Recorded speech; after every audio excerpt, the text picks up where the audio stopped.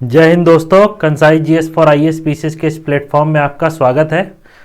तो जैसा कि आपको पता होगा, जो भी लोग तैयारी कर रहे हैं, 17 मार्च को हमारा प्रीलिम्स होने वाला यूपी पीसीएस का, तो उसी के लिए समय ना गवाते हुए हम ये मैराथन सीरीज लेके आए हैं, जिसमें 3 से 4 मैराथन में पूरी जितनी भी पॉलिटी से आज तक क्वेश्चन बने डिफरेंट एग्जाम में, उनको पूरा का पूरा अच्छे से कवर कर लेंगे विद एक्सप्लेनेशन। एक एक चीज़ उसमें कवर करेंगे, जो भी चीज़ें आज तक आई हैं एग्जाम्स में या जो भी बनने की संभावना है, सारी चीज़ें हम अच्छे से डिस्कस करेंगे। ये हमारी मैराथन सीरीज़ का पार्ट 1 है पॉलिटी की, ठीक है। अगर आप पहली बार चैनल पे लेक्चर देख रहे हैं तो आपको बता दूं, हमारे चैनल पे और भी लेक्चर्स लिए जा चुके हैं, जो लगातार back to back lectures upload हो रहे हैं हमारे चैनल पे यूपी पीसीएस प्रीलिम्स के लिए, जो भी एग्ज़ाम होने वाला है अभी हाल ही में। तो जाके चैनल पर विजिट करके आप और भी वीडियो को देख सकते हैं, उनका लाभ ले सकते हैं, और चैनल पर नए हो तो उसको सब्सक्राइब कर लीजिएगा, ताकि आने वाले वीडियो लेक्चर की नोटिफिकेशन आप तक पहुँचती रहे। तो आज हम जो स्टार्ट करने जा रहे हैं, इसमें 5 से 6 चैप्टर हम कवर करेंगे पॉलिटी के, ठीक है। इससे पहले हमने हिस्ट्री के लेक्चर ले रखे हैं, ज्योग्राफी के लेक्चर ले रखे हैं, पॉलिटी की लक्ष्मीकांत भी हमने करा रखी है। अगर आपने उन सबको ना देखा हो तो जाके देख सकते हैं। कुछ करंट अफेयर के भी लेक्चर मैंने लिए हैं, तो उनको भी देख सकते हैं चैनल पे जाके। तो आज हम स्टार्ट करेंगे हमारी मैराथन क्लास जो है, इसको बैक टू बैक ही अपलोड होंगी 1-2 दिन के गैप में। तो 3 से 4 क्लास में आपकी ये पॉलिटी खत्म हो जाएगी, फिर उसके बाद जो बचा हुआ सेक्शन का ज्योग्राफी का है उसको 2 से 3 मैराथन में ख़त्म करा देंगे। फिर इसी हिसाब से आपके एग्ज़ाम से पहले क्या होगा कि सारी की सारी जो भी एमसीक्यू होंगे, जितने भी क्वेश्चन लगा पाएंगे आप ज़्यादा से ज़्यादा एग्ज़ाम से पहले, तो उससे प्रीलिम्स में आपका कहीं ना कहीं रुकेगा नहीं कहीं भी। आप अच्छे से अच्छे कॉन्फिडेंस लेवल पे होंगे जब भी आप एग्ज़ाम देने जाएंगे, कि आप अच्छे से प्रीलिम्स निकाल सकते हैं। 5 से 6 सब्जेक्ट जितने भी हैं घटना चक्र के, और अदर से भी जितनी टेस्ट सीरीज होंगी वहाँ से भी क्वेश्चन उठा के हम सॉल्व कराएंगे अच्छे से आपको, ठीक है। तो प्रैक्टिस का समय है, बाकी कॉन्सेप्ट बिल्ड करने की तैयारी अब इस समय ना करिएगा, ठीक है। एमसीक्यू फॉर्मेट में स्विच कर दीजिए, प्रीलिम्स पूरा ओरिएंटेड हो जाइए, तभी आपका ये प्रीलिम्स निकलेगा, ठीक है। अगर इस समय आप बुक लेके बड़ी मोटी मोटी बैठ गए और एमसीक्यू नहीं लगाया, टेस्ट सीरीज नहीं लगाई, तो एग्ज़ाम मुश्किल है निकलना। बाकी आप लोग समझदार हैं, आप लोग को पता होगा कितनी वैल्यू होती है एग्ज़ाम से पहले प्रैक्टिस की, तो उसी को ध्यान में रखते ये सीरीज़ चल रही है हमारी। स्टार्ट करेंगे हम आज का लेक्चर। बाकी अगर तैयारी से रिलेटेड कोई दिक्कत, डाउट एंड क्वेरी हो तो आप हमसे यहाँ पे आके पूछ सकते हैं। ये मेरा हैंडल दे रखा है इंस्टाग्राम का। बाकी लेक्चर की पीडीएफ के लिए टेलीग्राम चैनल है Kansai GS for IAS PCS का, वहाँ पे विजिट करिएगा, वहाँ पे लेक्चर की पीडीएफ अवेलेबल करा दी जाती है। इन सब का जो लिंक होगा डिस्क्रिप्शन बॉक्स में प्रोवाइड करा दिया जाएगा, ठीक है। तो वहाँ से लेक्चर की आप पीडीएफ ले सकते हैं जाके। तो स्टार्ट करेंगे हम आज का लेक्चर, हमारा लेक्चर नंबर 1 पॉलिटी की मैराथन एमसीक्यू सीरीज, ठीक है। तो आगे बढ़ते हैं, तो स्टार्ट करते हैं हम आज की मैराथन, जिसमें हम पहले देखेंगे भारत का संवैधानिक विकास में जो भी क्वेश्चंस आए हैं उनको एमसीक्यू फॉर्मेट में अच्छे से देखेंगे और समझेंगे, ठीक है। जैसे पहला क्वेश्चन यहाँ पे दे रखा है कि पूछ रहा है, निम्नलिखित में से किस अधिनियम में कलकत्ता में सर्वोच्च न्यायालय की स्थापना का प्रावधान किया गया था। तो कौन सा ऐसा अधिनियम जिसमें कलकत्ता जो सर्वोच्च न्यायालय की स्थापना का प्रावधान किया गया था कलकत्ता में। ऑप्शन दे रखा है regulating act, Pitt's India act, charter act और चार्टर एक्ट 1833 और 1813। तो इसमें आपको पता होगा, ये बहुत जगह पढ़ चुके होंगे, इसको बताने की ज़्यादा जरूरत नहीं है। रेगुलेटिंग एक्ट जो था 1773 का, उसी के तहत सर्वोच्च न्यायालय की स्थापना की गई थी कलकत्ता में। कब? तो 1774 में कलकत्ता में सर्वोच्च न्यायालय की स्थापना की गई थी, ये आपको पता होगा। इनके जो सीजीआई थे उस समय वो कौन थे? तो एलिजा एम्पे, इनका एम्पे नाम ध्यान रखिएगा। और 3 अन्य न्यायाधीश थे इस समय। कौन कौन से 3 अन्य न्यायाधीश थे? तो इनका भी नाम ध्यान रखिएगा। जो 3 अन्य न्यायाधीश थे, पहला इनका नाम था वो चैम्बर्स, ध्यान रखिएगा, ठीक है, चैम्बर्स ध्यान रखिएगा, चैम्बर्स। दूसरे जो थे इनके वो कौन थे? लेमेस्टर, ध्यान रखिएगा, लिमेस्टर उनका नाम ध्यान रखिएगा। जो दूसरे अन्य न्यायाधीश थे वो कौन थे? तो लिमेस्टर थे। और तीसरा जो थे वो कौन थे? हाइड, उनका नाम ध्यान में रखिएगा। तो ये 3 प्रकार के क्या 3 अन्य न्यायाधीश थे, चैम्बर्स हो गए, लेमेस्टर हो गए और हाइड हो गए। जो मुख्य न्यायाधीश थे वो एलिजा एम्पे थे, इतनी चीज ध्यान रखिएगा। और 1773 के रेगुलेटिंग एक्ट के द्वारा सर्वोच्च न्यायालय की स्थापना हुई थी 1774 में कलकत्ता में। और इस समय जो वहाँ का गवर्नर जनरल था वो कौन था? वॉरेन हेस्टिंग, पता होगा आपको, इसका नाम ध्यान में रखिएगा, हेस्टिंग, वॉरेन हेस्टिंग इस समय गवर्नर जनरल था यहाँ का, बंगाल का गवर्नर जनरल बना दिया गया था। इसका कार्यकाल आपको पता होना चाहिए, 1772 से 85 तक है, ठीक है। गवर्नर जो वॉरेन हेस्टिंग उसका कार्यकाल कब से कब तक है? तो 1772 से 85 तक, 85 तक का है, 1785 तक का। तो इतनी चीजें ध्यान रखिएगा। एक्सप्लेनेशन में दे रखा है, रेगुलेटिंग एक्ट में कलकत्ता में सर्वोच्च न्यायालय की स्थापना का प्रावधान किया गया, जिसकी स्थापना 1774 में की गई। एलिजा एम्पेस के मुख्य न्यायाधीश थे। बढ़ते हैं नेक्स्ट क्वेश्चन की तरफ। नेक्स्ट क्वेश्चन पूछ रहा है क्या, निम्नलिखित में से नेक्स्ट क्वेश्चन क्या है, सर्वोच्च न्यायालय की स्थापना के संदर्भ में निम्नलिखित में से कौन सा कथन सही है, ये हमें बताना है। दो कथन दे रखे हैं, इनमें से बताना है कौन सा कथन सही है। जैसे पहला कथन दे रखा है क्या, कलकत्ता में सर्वोच्च न्यायालय की स्थापना 1773 के रेगुलेटिंग एक्ट के द्वारा की गई। ये अभी हम ऊपर पढ़ के आ रहे हैं, तो ये राइट आंसर है।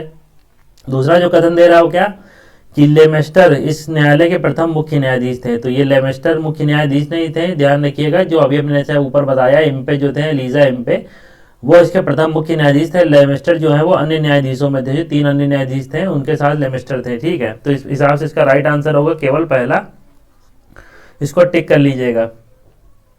नेक्स्ट देखते हैं, सूची मिलाना है सूची 1 को सूची 2 से। तो इसमें देख लेते हैं क्या क्या दिया रखा है। तो पहला क्या है, बोर्ड ऑफ कंट्रोल या नियंत्रण परिषद की स्थापना पूछ रहा है, कौन से एक्ट से तय की गई थी। सर्वोच्च न्यायालय की स्थापना अभी आपको बता के आ रहे हैं, इंग्लिश मिशनरियों का भारत में कार्य करने की अनुमति, और चौथा दे रखा है गवर्नर जनरल की परिषद में कानूनी सदस्य की नियुक्ति। तो इसमें हमें क्या मिलान करना है। तो नियंत्रण परिषद की स्थापना आपको पता होगा, बोर्ड ऑफ कंट्रोल जो पिट्स इंडिया एक्ट जो 1784 का नियम था, उसके तहत उसकी स्थापना की गई थी। बाकी सर्वोच्च न्यायालय की स्थापना अभी हम पढ़ के आ रहे हैं क्या, 1773 के एक्ट से हुई थी। और इंग्लिश मिशनरी जो है उनको भारत में जो कार्य करने की अनुमति कौन से एक्ट से मिली थी, तो 1813 से। और गवर्नर जनरल की परिषद में कानूनी सदस्य की जो नियुक्ति होती है वो कौन से 1833 के एक्ट से होती है। और उनका नाम जो पहले कानूनी सदस्य जो नियुक्त किए जाते हैं उनका नाम क्या था, टीबी मैकाले या थॉमस बेबिंगटन मैकाले नाम ध्यान रखिएगा। उनकी नियुक्ति होती है प्रथम विधि सदस्य के रूप में।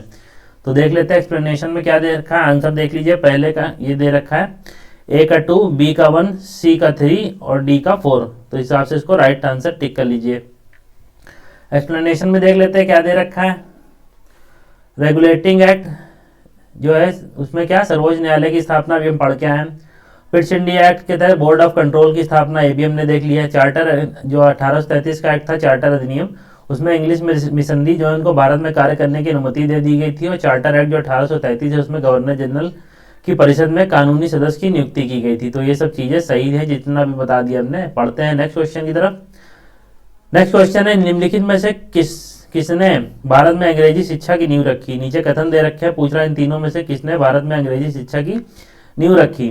तो आपको पता होगा 1813 से एक्ट में 1 लाख रुपए का प्रावधान किया गया था अंग्रेजी शिक्षा के लिए।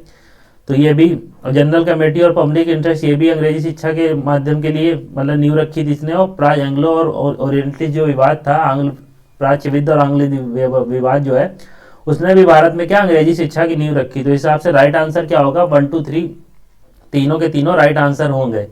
एक्सप्लेनेशन में देख लेते हैं क्या दे रखा है। इंग्लिश ईस्ट इंडिया कंपनी ने ओरिएंटल शिक्षा की प्रचलित प्रणाली को हतोत्साहित किया और पश्चिमी शिक्षा और अंग्रेजी भाषा को बढ़ावा दिया। 1833 का चार्टर अधिनियम भारत में शिक्षा के प्रसार के लिए प्रतिवर्ष 1 लाख रुपए का प्रावधान को अपनाया गया था। और 1823 में जो general committee of public instruction का गठन किया गया, जिसकी जिम्मेदारी क्या थी, ये जो 1 लाख रुपए का गठन 1 लाख रुपए का जो खर्च करने का प्रावधान किया गया था उसको देने की मंजूरी मिल गई।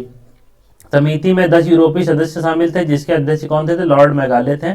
इसके बाद governor general Lord William Cavendish Bentinck के शासनकाल में 7 मार्च 1835 को लॉर्ड मैकाले के प्रस्ताव को स्वीकार कर भारत में अंग्रेजी शिक्षा को उच्च शिक्षा का माध्यम मान लिया गया। और भारत में आंग्ल शिक्षा के समर्थकों के नेता जो ट्रेवेलियन थे, जबकि एच.टी. प्रिंसेप थे वो ओरिएंटलिस्ट शिक्षा के समर्थक थे। तो इतनी चीज ध्यान में रखिएगा। ये विवाद अगर आपको पता होगा, कुछ लोग समर्थक थे जो भारतीय भाषा में शिक्षा चाहते थे और कुछ लोग क्या चाहते थे, अंग्रेजी भाषा में शिक्षा। तो उस हिसाब से ये विवाद स्टार्ट होता है, आंग्लो प्राच्य विवाद। कभी डिटेल से लेक्चर लेंगे तो उसमें अच्छे से देखेंगे। ये एमसीक्यू की सीरीज चल रही है रिवीजन पर्पज से, तो इसमें ज़्यादा चीज़ें हम डिस्कस नहीं कर सकते हैं, इसकी भी लिमिटेशन है अपनी।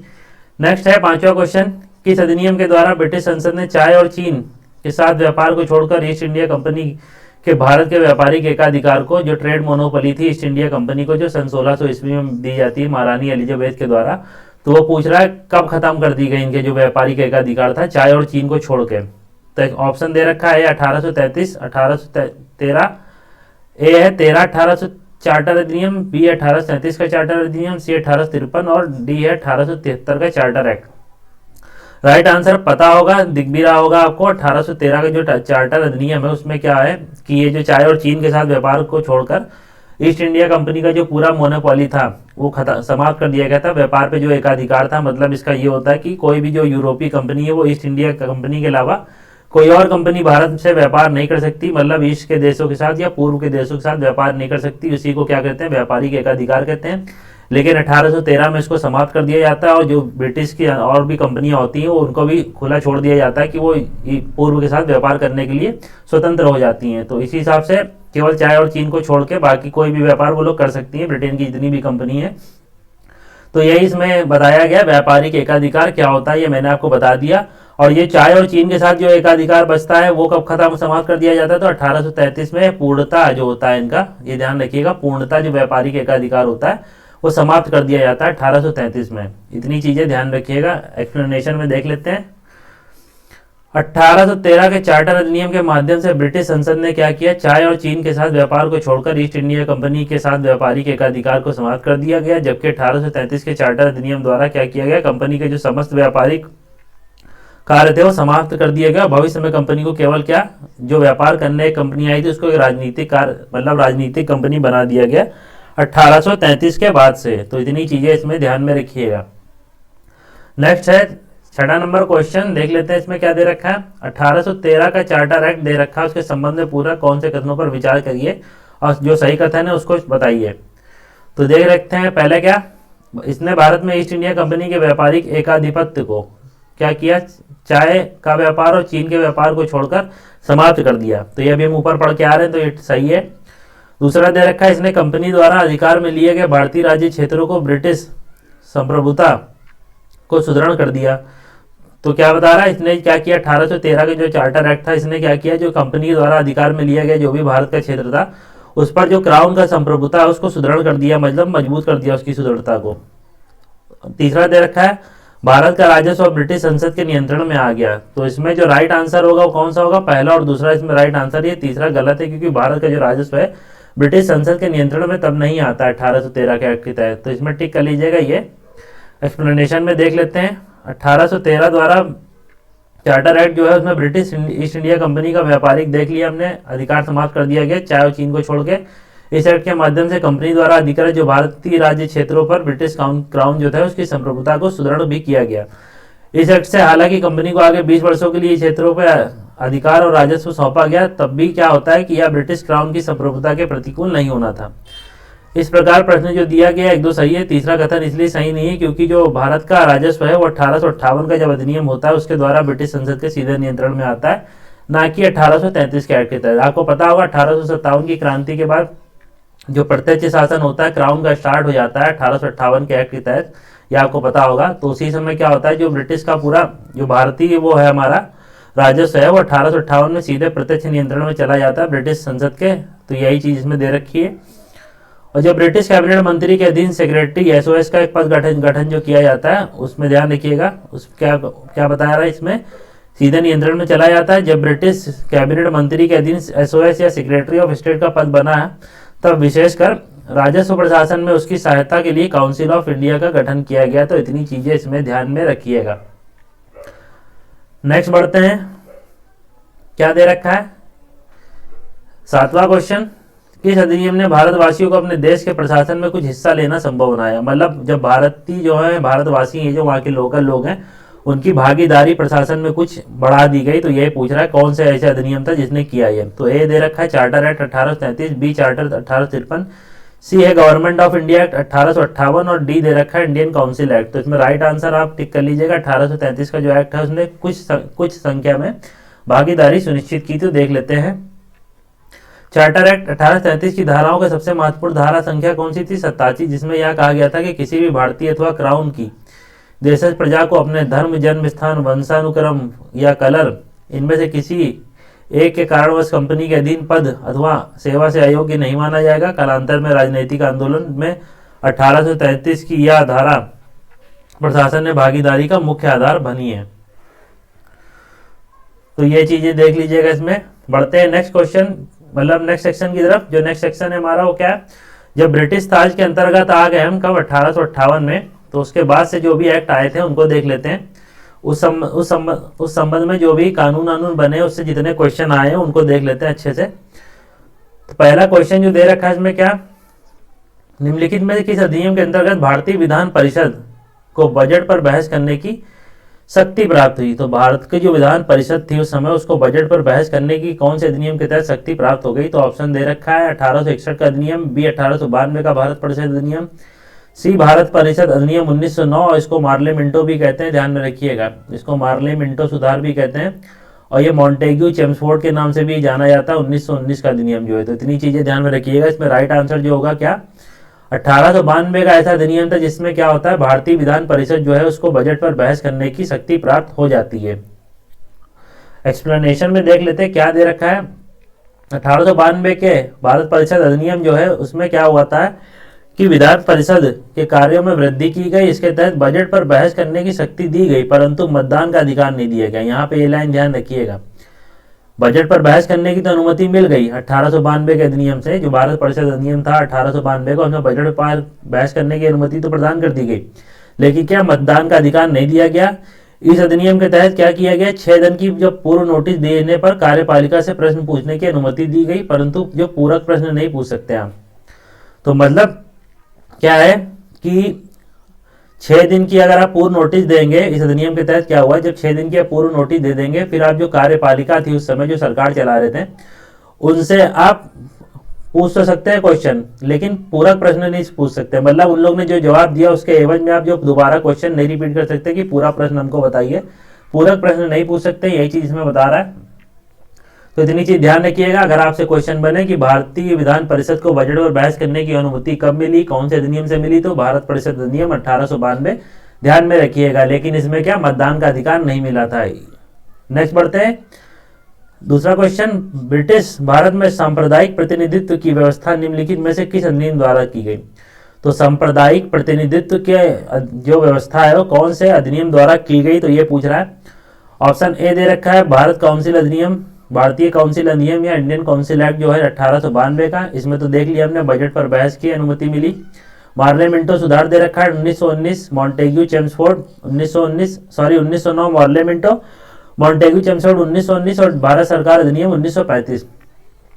तो आपको पता होगा ये जो 1919 अधिनियम है, ये पृथक निर्वाचक का क्या दिया, मुस्लिमों को अलग से पृथक निर्वाचन दे दिया गया। तो इसने क्या किया, सांप्रदायिक प्रतिनिधित्व का शुरुआत कर दी, और उसके बाद सांप्रदायिक प्रतिनिधित्व को और बढ़ा दिया गया। जब सिख हैं और भी जो भी धर्म के लोग हैं उनको भी अलग से सांप्रदायिक प्रतिनिधित्व का मौका दिया गया 1919 के अधिनियम में। तो इसमें राइट आंसर बी टिक कर लीजिएगा। क्या दे रखा है, भारतीय परिषद अधिनियम 1909, मार्ले मिंटो सुधार जो था, जिसको ये भी कहते हैं, इस नाम से भी जाना जा सकता है, तो द्वारा क्या होता है, ब्रिटिश भारत में सर्वप्रथम सांप्रदायिक प्रतिनिधित्व की व्यवस्था की गई, जिसके अंतर्गत मुस्लिमों को पृथक निर्वाचक मंडल का प्रावधान कर दिया गया।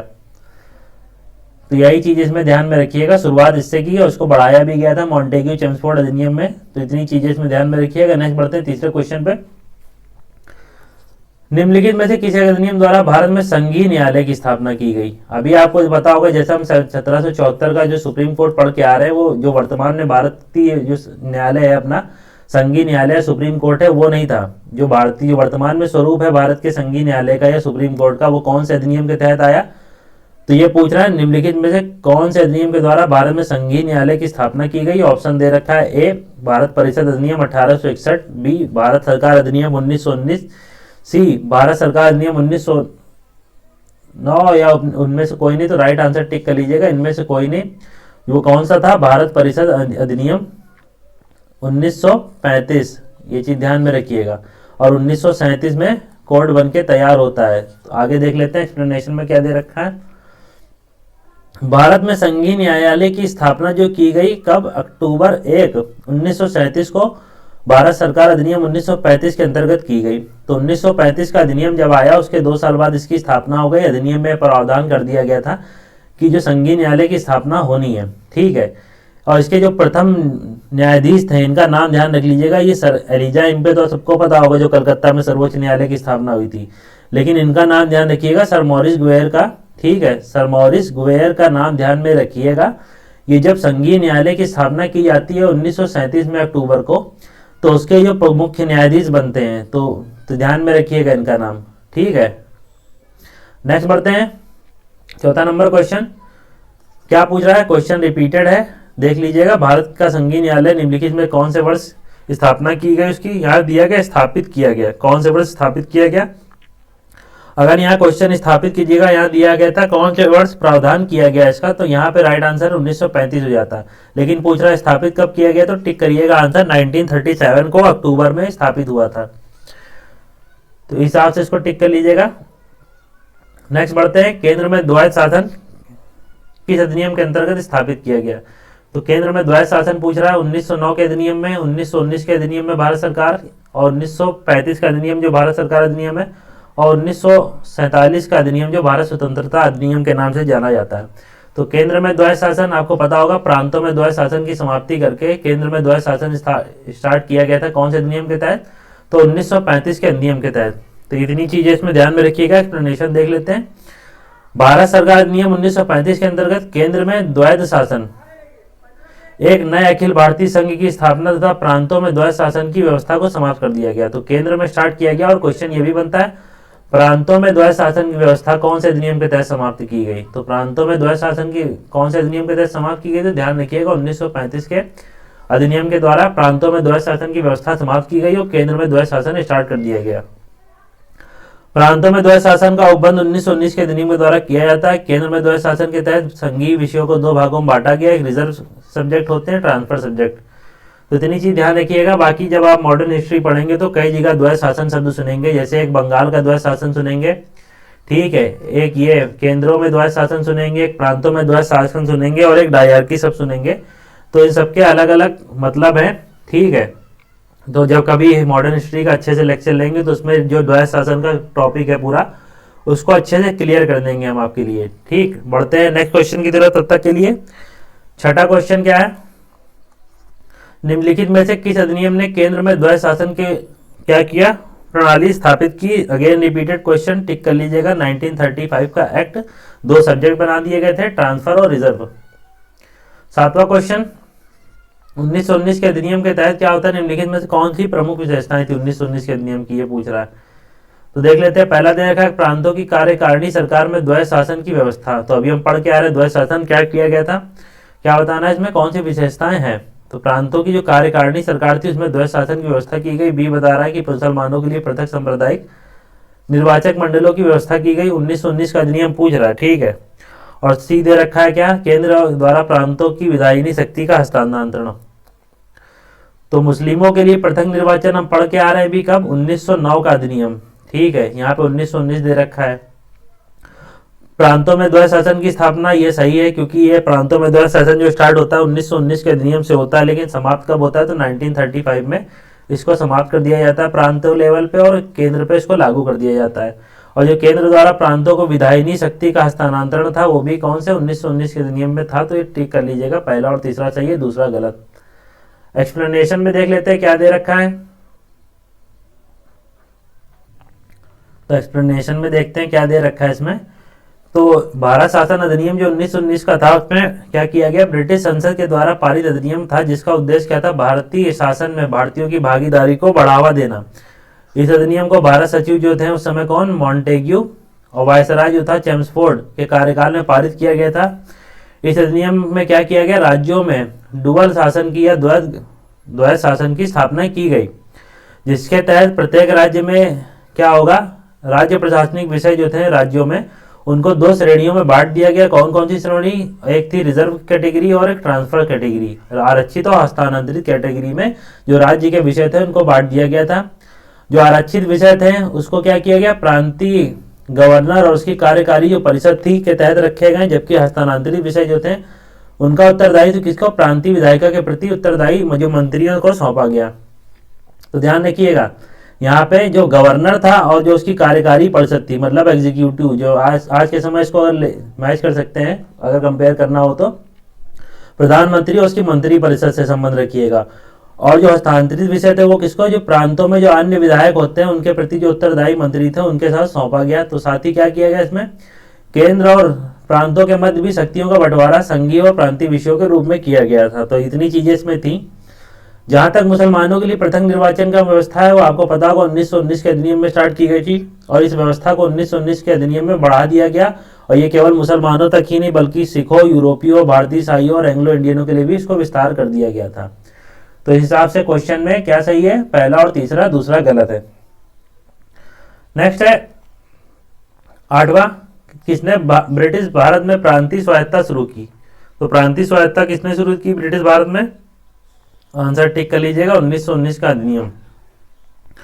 ब्रिटिश भारत में प्रांतीय स्वायत्ता की शुरुआत प्रारंभिक रूप से भारत सरकार अधिनियम जो था 1919 का, जिसे 1935 के भारत सरकार अधिनियम से विस्तारित और विस्थापित किया गया। ज्ञातव्य है कि झारखंड लोक सेवा आयोग ने अपनी प्रारंभिक उत्तर कुंजी में ये सब चीजें बताई थी, झारखंड में क्वेश्चन पूछा गया था, तो टिक कर लीजिएगा उस हिसाब से।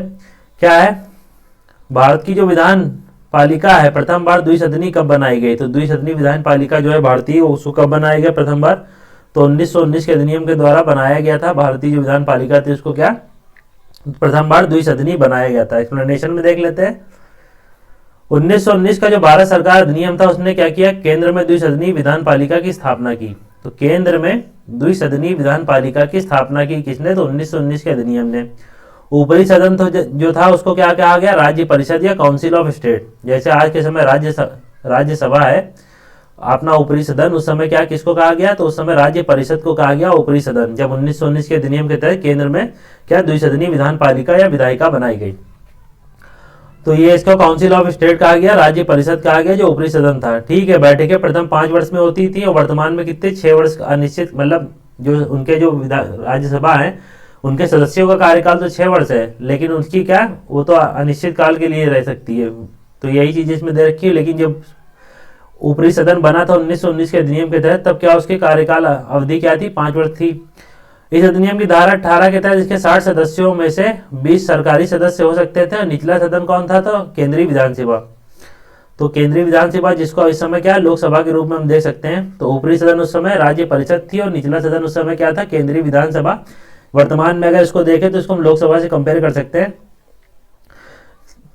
क्या कहलाता था, कार्यकाल कितना होता था इसका, तो 3 वर्ष का होता था।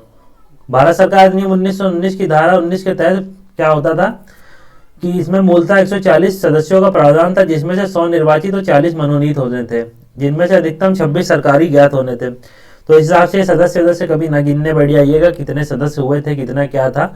इतना मोटी मोटी चीज ध्यान रखिएगा, जो कार्यकाल 3 वर्ष था जो निचला सदन था, ऊपरी सदन जो था उसका कार्यकाल 5 वर्ष था। ऊपरी सदन को कहते थे राज्य परिषद और निचले सदन को क्या कहते थे, तो केंद्रीय विधानसभा। इतनी चीज ध्यान रखिएगा। 1919 के अधिनियम में ये भी ध्यान रखिएगा, पहली बार ये प्रावधान किया गया जब केंद्र में द्विसदनी विधान पालिका या विधायिका की स्थापना की गई। बाकी बढ़ते हैं नेक्स्ट क्वेश्चन पे। केंद्र में कौन सा एक्ट द्विसदनी विधायिका लाया। तो अगेन रिपीटेड क्वेश्चन, टिक कर लीजिएगा। 1919 का अधिनियम केंद्र में द्विसदनी विधायिका लाया। 11वां क्वेश्चन, 1919 में के मॉन्टेग्यू चेम्सफोर्ड में क्या किया गया, 21 वर्ष से अधिक आयु की सभी महिलाओं के लिए मताधिकार की संस्तुति की गई। और दूसरा दे रहा है 1935 के गवर्नमेंट ऑफ इंडिया एक्ट में विधान मंडल में महिलाओं के लिए आरक्षित स्थानों का प्रावधान किया गया। सही कथन पूछ रहा है। अगर यहाँ से आपको अगर आंसर निकालना भी होता तो ये ध्यान रखिएगा, सभी लोगों के लिए तो मतदान का प्रावधान कभी नहीं किया गया जब तक अंग्रेजी सरकार रही। तो यहाँ से टिक कर लीजिएगा दूसरा, क्योंकि जो 1935 का गवर्नमेंट ऑफ इंडिया एक्ट था उसमें विधानमंडल में महिलाओं के लिए कुछ सीटों का आरक्षण का प्रावधान किया गया था। एक्सप्लेनेशन में देख लेते हैं। मॉन्टेग्यू चेम्सफोर्ड सुधारों के रूप में अभिहित भारत सरकार जो 1919 का अधिनियम है उसके द्वारा महिलाओं को मताधिकार तो प्रदान किया गया था, लेकिन सार्वभौमिक वयस्क मताधिकार है या यूनिवर्सल एडल्ट फ्रेंचाइज जो वोट होता है वो नहीं दिया गया। उसमें क्या बताया गया कि सीमित वर्गों की महिलाओं के लिए ही किया गया था इसको, सभी महिलाओं के लिए वयस्क मताधिकार आधारित नहीं था। इस प्रकार कथन एक सही नहीं है। 1935 के भारत सरकार अधिनियम द्वारा सांप्रदायिक निर्वाचन प्रणाली का विस्तार करते हुए दलित वर्गों, महिलाओं से श्रमिकों और दलित वर्गों सबके लिए क्या किया, पृथक निर्वाचन मंडल का प्रावधान करते हुए विधानमंडल में स्थान आरक्षित किए गए थे। तो इस प्रकार कथन 2 सही है। नेक्स्ट है भारतीय सिविल सेवा के संदर्भ में निम्नलिखित कथनों पर कौन देखना है कौन सा सही कथन है। तो पहला कथन दे रखा है भारत सरकार अधिनियम 1919 का भारतीय सिविल सेवा के लिए एक अलग परीक्षा का प्रावधान किया गया जो भारत में होनी थी। दूसरा है भारतीय सिविल सेवा में 1941 में भारतीयों को का प्रतिशत क्या है, यूरोपियों से अधिक था। तो करेक्ट आंसर टिक करना है, दोनों करेक्ट हैं। क्या होता है 1941 तक जो भारतीय हैं वो सिविल सेवा में यूरोपियों से अधिक हो जाता है उनका प्रतिशत, और साथ ही 1919 में प्रावधान किया गया था और 1926 में परीक्षा आयोजित की गई थी। जहां तक तो देख लेते हैं एक्सप्लेनेशन में। भारत में आधुनिक मेरिट आधारित सिविल सेवा, पहले इसको क्या कहते थे, अभी तो आईएएस कहते हैं, एडमिनिस्ट्रेटिव सर्विस। उस समय आईसीएस का प्रारंभ हुआ था, आईसीएस कहते हैं उसको। उस समय 1854 में लंदन में सिविल सेवा आयोग की स्थापना की गई। 1855 में इसके लिए क्या प्रतियोगी जो परीक्षा थी लंदन में ही आयोजित की जाने लगी। भारतीयों की लगातार मांग के बावजूद यह परीक्षा भारत में ना होकर लंदन में ही होती रही थी। फिर भारत सरकार अधिनियम 1919 के प्रावधान के अनुरूप 1922 में आईसीएस की परीक्षा भारत में भी प्रारंभ होना स्टार्ट हो गई। पहले इलाहाबाद में थी, बाद में दिल्ली में इसको स्टार्ट कर दिया गया। और 1930 के दशक के अंत तक यूरोप वासियों की उपलब्धता भारतीय सिविल सेवा में कम हो गई और 1931 तक स्पष्ट रूप से भारतीयों की जो प्रतिशत था यूरोपियों की तुलना में अधिक हो गया सिविल सेवा में। नेक्स्ट है क्या, केंद्रीय विधानसभा के निम्नलिखित में से निर्वाचन भारत शासन अधिनियम 1919 के तहत हुआ। तो कौन सा केंद्रीय विधानसभा का निर्वाचन जो 1919 के अधिनियम के तहत हुआ, तो देख लेते हैं। एक्सप्लेनेशन में दे रखा है, सही क्वेश्चन चुनना है। ए है 1926, बी 1937 और सी है 1945। तो 1926 का इलेक्शन और 1945 का जो इलेक्शन हुआ है केंद्रीय विधानसभा का निर्वाचन, वो भारत शासन अधिनियम 1919 के तहत हुआ है। नेक्स्ट देखते हैं, वही फिर से लिख दिया गया यहाँ, देख लीजिएगा। 14वां क्वेश्चन, भारत शासन अधिनियम 1919 के अंतर्गत निम्नलिखित के अंतर्गत क्या हुआ, भारतीय विधायिका का अंतिम निर्वाचन किस वर्ष में आयोजित किया गया। तो अंतिम निर्वाचन आपको पता होगा 1945 का जो अंतिम निर्वाचन था भारत सरकार अधिनियम जो 1919 का, उसके तहत इसको कराया गया था, संपन्न कराया गया था। ध्यान रखिएगा, अंतिम निर्वाचन 1945 में जो हुआ है वो कौन सा, भारत शासन अधिनियम 1919 के तहत ही हुआ। यही क्वेश्चन पूछ रहा है, टिक कर लीजिएगा इसको। अध्यादेश जारी करने की जो शक्ति है राष्ट्रपति को किससे प्रेरित है, अभी तो ध्यान रखिएगा 1, 2, 3 जो है राष्ट्रपति को अध्यादेश जारी करने की शक्ति देता है, और 213 जो आर्टिकल है भारतीय संविधान का वो किसको, राज्यपाल को अध्यादेश जारी करने की शक्ति देता है। तो पूरा राष्ट्रपति के अध्यादेश निर्गत करने की शक्ति किससे प्रेरित है, अधिनियम दे रखे हैं। तो ए दे रखा है भारत सरकार अधिनियम 1919, बी दे रखा है भारत सरकार अधिनियम 1935, सी दे रखा है भारत सरकार अधिनियम 1909 और डी दे रखा है 47। तो टिक कर लीजिएगा, 1935 का जो भारत सरकार अधिनियम था उसी के तहत क्या किया गया, राष्ट्रपति को अध्यादेश जारी करने की शक्ति इसी से प्रेरित है। यद्यपि जो गवर्नर जनरल है उसको क्या 1861 के जो भारत परिषद अधिनियम था उसी के तहत जो अध्यादेश जारी करने की शक्ति दे दी गई थी बिना विधान परिषद की अनुमति के। तद्यपि भारतीय संविधान में राष्ट्रपति की जो अध्यादेश निर्गत करने की शक्ति है वो कौन से, भारत सरकार अधिनियम 1935 की धारा 42-43 से प्रेरित है। तो अगर क्वेश्चन यहाँ पे बनता है आपसे, जो ब्रिटिश गवर्नर जनरल को अध्यादेश जारी करने की शक्ति कौन से अधिनियम से प्राप्त हुई, तो ध्यान रखिएगा तब टिक मारेंगे आप क्या, 1861 का जो भारत परिषद अधिनियम था उसके तहत। लेकिन अगर आपसे पूछे जो भारतीय राष्ट्रपति है उसको अध्यादेश जारी करने की शक्ति जो प्राप्त हुई है किस अधिनियम के तहत या किसके तहत प्राप्त हुई है, तो टिक करिएगा 1935 का अधिनियम जो है उसी के तहत जो भारत का राष्ट्रपति है उसको क्या अध्यादेश जारी करने की शक्ति दी गई है, और उसका जो धारा है 42-43 के तहत। नेक्स्ट है, किस अधिनियम द्वारा संवैधानिक निरंकुशता का सिद्धांत प्रवर्तित किया गया। तो संवैधानिक निरंकुशता का प्रावधान 1935 के अधिनियम द्वारा क्या किया गया, प्रवर्तित किया गया। एक्सप्लेनेशन देख लेते हैं क्या दे रखा है।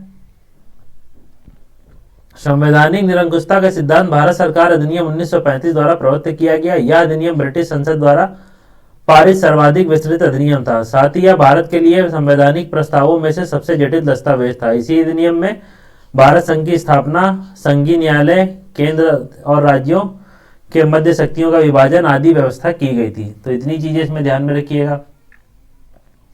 नेक्स्ट है, भारत के संविधान में केंद्र और राज्यों के बीच जो शक्ति का विभाजन किया गया है निम्नलिखित में से कौन सी योजना पर आधारित है। जो शक्तियों का विभाजन है पूरा कौन सी योजना पर आधारित है, तो आपको पता होगा जो सेंट्रल और स्टेट में जो शक्तियों का विभाजन दिया गया है 7 शेड्यूल में 3 सूचियां बनाई गई हैं, किस पर आधारित है, तो भारत सरकार अधिनियम 1935 में आधारित है, आपको पता होगा। और कमेंट बॉक्स में बताइएगा कौन से पार्ट में जो सेंट्रल स्टेट रिलेशनशिप है उसकी जो शक्तियों का विभाजन किया गया कौन से पार्ट में, ठीक है। पार्ट कमेंट बॉक्स में बताइएगा अगर लेक्चर अभी तक देख रहे हो तो। भारत के संविधान में केंद्र और राज्यों के मध्य शक्तियों का विभाजन देख लिया 1935 के अधिनियम के तहत किया गया। 7वीं अनुसूची में संघीय राज्य समवर्ती सूची के विषयों का विभाजन किया गया। अतिरिक्त क्या किया, प्रांतों में द्वैध शासन समाप्त कर दिया गया और केंद्र में द्वैध शासन लागू किया गया। इसी तरह से जो प्रांतीय स्वायत्तता के सूत्रपात का संकेत था, जिसमें अखिल भारतीय महासंघ स्थापित करने का प्रावधान शामिल किया गया। इस संघ का निर्माण तत्कालीन ब्रिटिश भारत के प्रांतों, चीफ कमिश्नर के प्रांतों, देशी रियासत जो है उनको मिलाकर होना था, परंतु यह व्यवस्था लागू नहीं की जा सकी। 1935 का भारत सरकार अधिनियम द्वारा स्थापित होने वाले संघ में अवशिष्ट शक्तियों का जगह गवर्नर जनरल को दी गई, लेकिन इस समय अवशिष्ट शक्तियां किसको दे रखी, तो केंद्र को है इस समय। तो उस समय क्या 1935 का अधिनियम जो आया था, तो अवशिष्ट शक्तियां किसको दी जा रही थी, तो गवर्नर जनरल को दी जा रही थी। और वर्तमान में अवशिष्ट शक्तियां किसको प्राप्त है, तो केंद्र को प्राप्त है। ठीक है, नेक्स्ट है 18वां क्वेश्चन। भारत शासन अधिनियम 1935 के मुख्य विशेषताओं में से कौन सा नहीं है। मुख्य देख रहे हैं, ऑप्शन दे रखा है, इस अधिनियम में अखिल भारतीय महासंघ का प्रावधान था। बी दे रखा है, अवशिष्ट विषय प्रांतीय विधायिकाओं को आवंटित किए गए। सी दे रखा है, या प्रांतीय स्वायत्तता के सूत्रपात का संकेत था। और डी दे रखा है, इनमें से इसने प्रांतीय स्तर पर द्वैध शासन प्रणाली को समाप्त कर दिया। तो यह आपको पता होगा, प्रांतीय स्तर पर समाप्त करके केंद्र के स्तर पर लागू कर दिया गया। अवशिष्ट शक्तियां दिखा रहा, प्रांतीय विधायिकाओं को आवंटित कर दिया गया। जबकि क्या ये गलत है, भी हम ऊपर पढ़ के आ रहे हैं। अवशिष्ट शक्तियां इसको जो गवर्नर जनरल था उसको दे दी गई थी। गवर्नर जनरल को जो अवशिष्ट शक्तियां थी वो प्रदान कर दी गई थी। इतनी चीज ध्यान में रखिएगा। ठीक है, नेक्स्ट है संघीय व्यवस्था, केंद्र में द्वैध शासन लागू। अगेन रिपीटेड क्वेश्चन है, बहुत बार देख के आ रहे हैं, टिक कर लीजिएगा डायरेक्ट। अखिल भारतीय महासंघ की स्थापित करने के लिए भी हम ऊपर पढ़ के आ रहे हैं। 1935 का जो भारत शासन अधिनियम था उसके तहत क्या अवशिष्ट शक्तियां अखिल भारतीय महासंघ की स्थापना करने का प्रावधान किया गया था। क्या है, निम्नलिखित में से किस अधिनियम ने भारत में संघीय शासन की व्यवस्था स्टार्ट की थी। तो संघीय शासन की व्यवस्था, ये सब चीजें हम पढ़ के आ रहे हैं भी ऊपर। 1935 का अधिनियम, अखिल भारतीय महासंघ, संघीय शासन की व्यवस्था, केंद्र और राज्यों के मध्य शक्तियों का विभाजन, अवशिष्ट शक्तियां गवर्नर जनरल को, ये सारी चीजों का प्रावधान किसमें था, तो किसमें था, 1935 के अधिनियम में था। प्रांतों में द्वैध शासन की समाप्ति भी 1935 के अधिनियम था। केंद्र में द्वैध शासन की स्टार्टिंग भी 1935 के अधिनियम में ही था। तो इतनी चीजें सब ध्यान में रखिएगा अच्छे से। 22वां, 1935 के अधिनियम द्वारा स्थापित संघ में अवशिष्ट शक्तियां किसको दी गई, तो गवर्नर जनरल को दी गई। पढ़ के आ रहे हैं हम, टिक कर लीजिएगा डायरेक्ट। 23, निम्नलिखित में से कौन सा एक भारत शासन अधिनियम 1935 में स्वीकार हुआ और महत्वपूर्ण और स्थायी अवयव नहीं था। तो कौन सा ऐसा अवयव है जो भारत सरकार अधिनियम 1935 में तो स्वीकार कर लिया गया था, लेकिन महत्वपूर्ण और स्थायी नहीं था ये। तो क्या दे रखा है, देश के लिए लिखित संविधान। तो एक्सप्लेनेशन देखते हैं क्यों आंसर है इसका। भारत सरकार अधिनियम, शासन अधिनियम जो है 1935 देश के लिए लिखित संविधान का उल्लेख नहीं करता था। तो ये चीज ध्यान रखिएगा, इसमें लिखित संविधान का कहीं भी उल्लेख नहीं करता था भारत शासन अधिनियम। और भारत के लिए संविधान का सर्वप्रथम उल्लेख किसमें किया गया, तो क्रिप्स मिशन में किया गया। और अन्य 3 विकल्प जो है सही है। तो क्रिप्स मिशन में सर्वप्रथम जो संविधान की बात की गई भारत के लिए, तो किसमें, क्रिप्स मिशन में। ठीक है, भारत शासन अधिनियम में नहीं कहीं भी प्रावधान था। तो इतनी चीजें ध्यान में रखिएगा। नेक्स्ट है, क्यों महत्वपूर्ण था गवर्नमेंट ऑफ इंडिया एक्ट। तो यह भारतीय संविधान का प्रमुख स्रोत है। बी दे रखा है, इसने भारत में, इसके द्वारा भारत को स्वतंत्रता मिली। ये तो ऐसे एलिमिनेट कर लीजिएगा, अभी हम पढ़ लिया है। भारत की विभाजन बता रहा किसमें, ये सोर्स है हमारे लिए। क्या आपको पता होगा, जो भारतीय संविधान है उसमें बहुत बड़ा हिस्सा किसका है, भारत शासन अधिनियम या गवर्नमेंट ऑफ इंडिया एक्ट 1935 का है। तो इसको टिक कर लीजिएगा। ये स्वतंत्रता मिली, भारत का विभाजन, ये सब कहाँ चीजें अपने आप ही इसको एलिमिनेट करके निकाल सकते थे आंसर। एक्सप्लेनेशन में क्या दे रखा है, भारत का वर्तमान संवैधानिक ढांचा 1935 के भारत शासन अधिनियम पर आधारित है। इस अधिनियम के मुख्य उपबंध इस प्रकार हैं, संघात्मक सरकार की व्यवस्था करना भी इसका कार्य था भारत शासन अधिनियम का। केंद्र में द्वैध शासन, प्रांतों में द्वैध शासन के स्थान पर स्वायत्त शासन की स्थापना, द्विसदनी केंद्रीय विधानमंडल की स्थापना, प्रांतीय शासन व्यवस्था, प्रांतीय विधानमंडल, केंद्र और प्रांतों में शक्तियों का विभाजन, फेडरल न्यायालय की स्थापना जो 1937 में बनके तैयार होता है। तो ठीक है, इतनी चीजें इसमें ध्यान में रखिएगा। फिर कमेंट बॉक्स में बताइएगा अगर ध्यान हो, जो 1937 के तहत, 1935 के अधिनियम के तहत 1937 में जो कोर्ट बनता है हमारा, सुप्रीम कोर्ट या संघीय न्यायालय, उसके प्रथम न्यायाधीश कौन थे। तो ठीक है, ध्यान में बताइएगा कमेंट करके। बढ़ते हैं नेक्स्ट क्वेश्चन की तरफ। 25वां, निम्नलिखित में से किस अधिनियम के फलस्वरूप बर्मा भारत से अलग हुआ? तो again repeated question, sorry repeated तो नहीं हुआ लेकिन ये हम इसको पढ़ चुके हैं, तो टिक कर लीजिएगा। बर्मा को भारत से अलग किया गया 1935 के अधिनियम के तहत। तो बहुत सारी चीजें 1935 के अधिनियम से ही ली गई हैं, करी गई हैं, कई चीजें इंप्लीमेंट की गई हैं, सारी चीजें क्या 1935 के अधिनियम से, बहुत बड़ा रोल है हमारे कॉन्स्टिट्यूशन में भी। तो आगे बढ़ते हैं, ये तो हमारा हो गया। बढ़ते हैं नेक्स्ट टॉपिक पे। नेक्स्ट टॉपिक हमारा क्या? संविधान सभा और संविधान जो निर्माण करने वाली प्रक्रिया थी उसको देख लेते हैं। तो पहला क्वेश्चन दे रखा है, भारत के लिए संविधान की रचना हेतु संविधान सभा का विचार निम्नलिखित में सर्वप्रथम किसने प्रस्तुत किया? तो संविधान सभा का विचार सर्वप्रथम किसने प्रस्तुत किया? ऑप्शन दे रखा है, Swaraj party, B Congress party, C Muslim League या सर्वदलीय सम्मेलन। तो आपको पता होगा 1934 में स्वराज पार्टी ने सर्वप्रथम संविधान सभा का विचार रखा था, तो इसको टिक करिएगा। उससे पहले क्या एम.एन. रॉय थे जिन्हें अकेले व्यक्तिगत रूप में संविधान सभा का विचार रखा था, वो उन्होंने रखा था अप्रॉक्स शायद 1924 के आसपास संविधान सभा का विचार रखा था उन्होंने।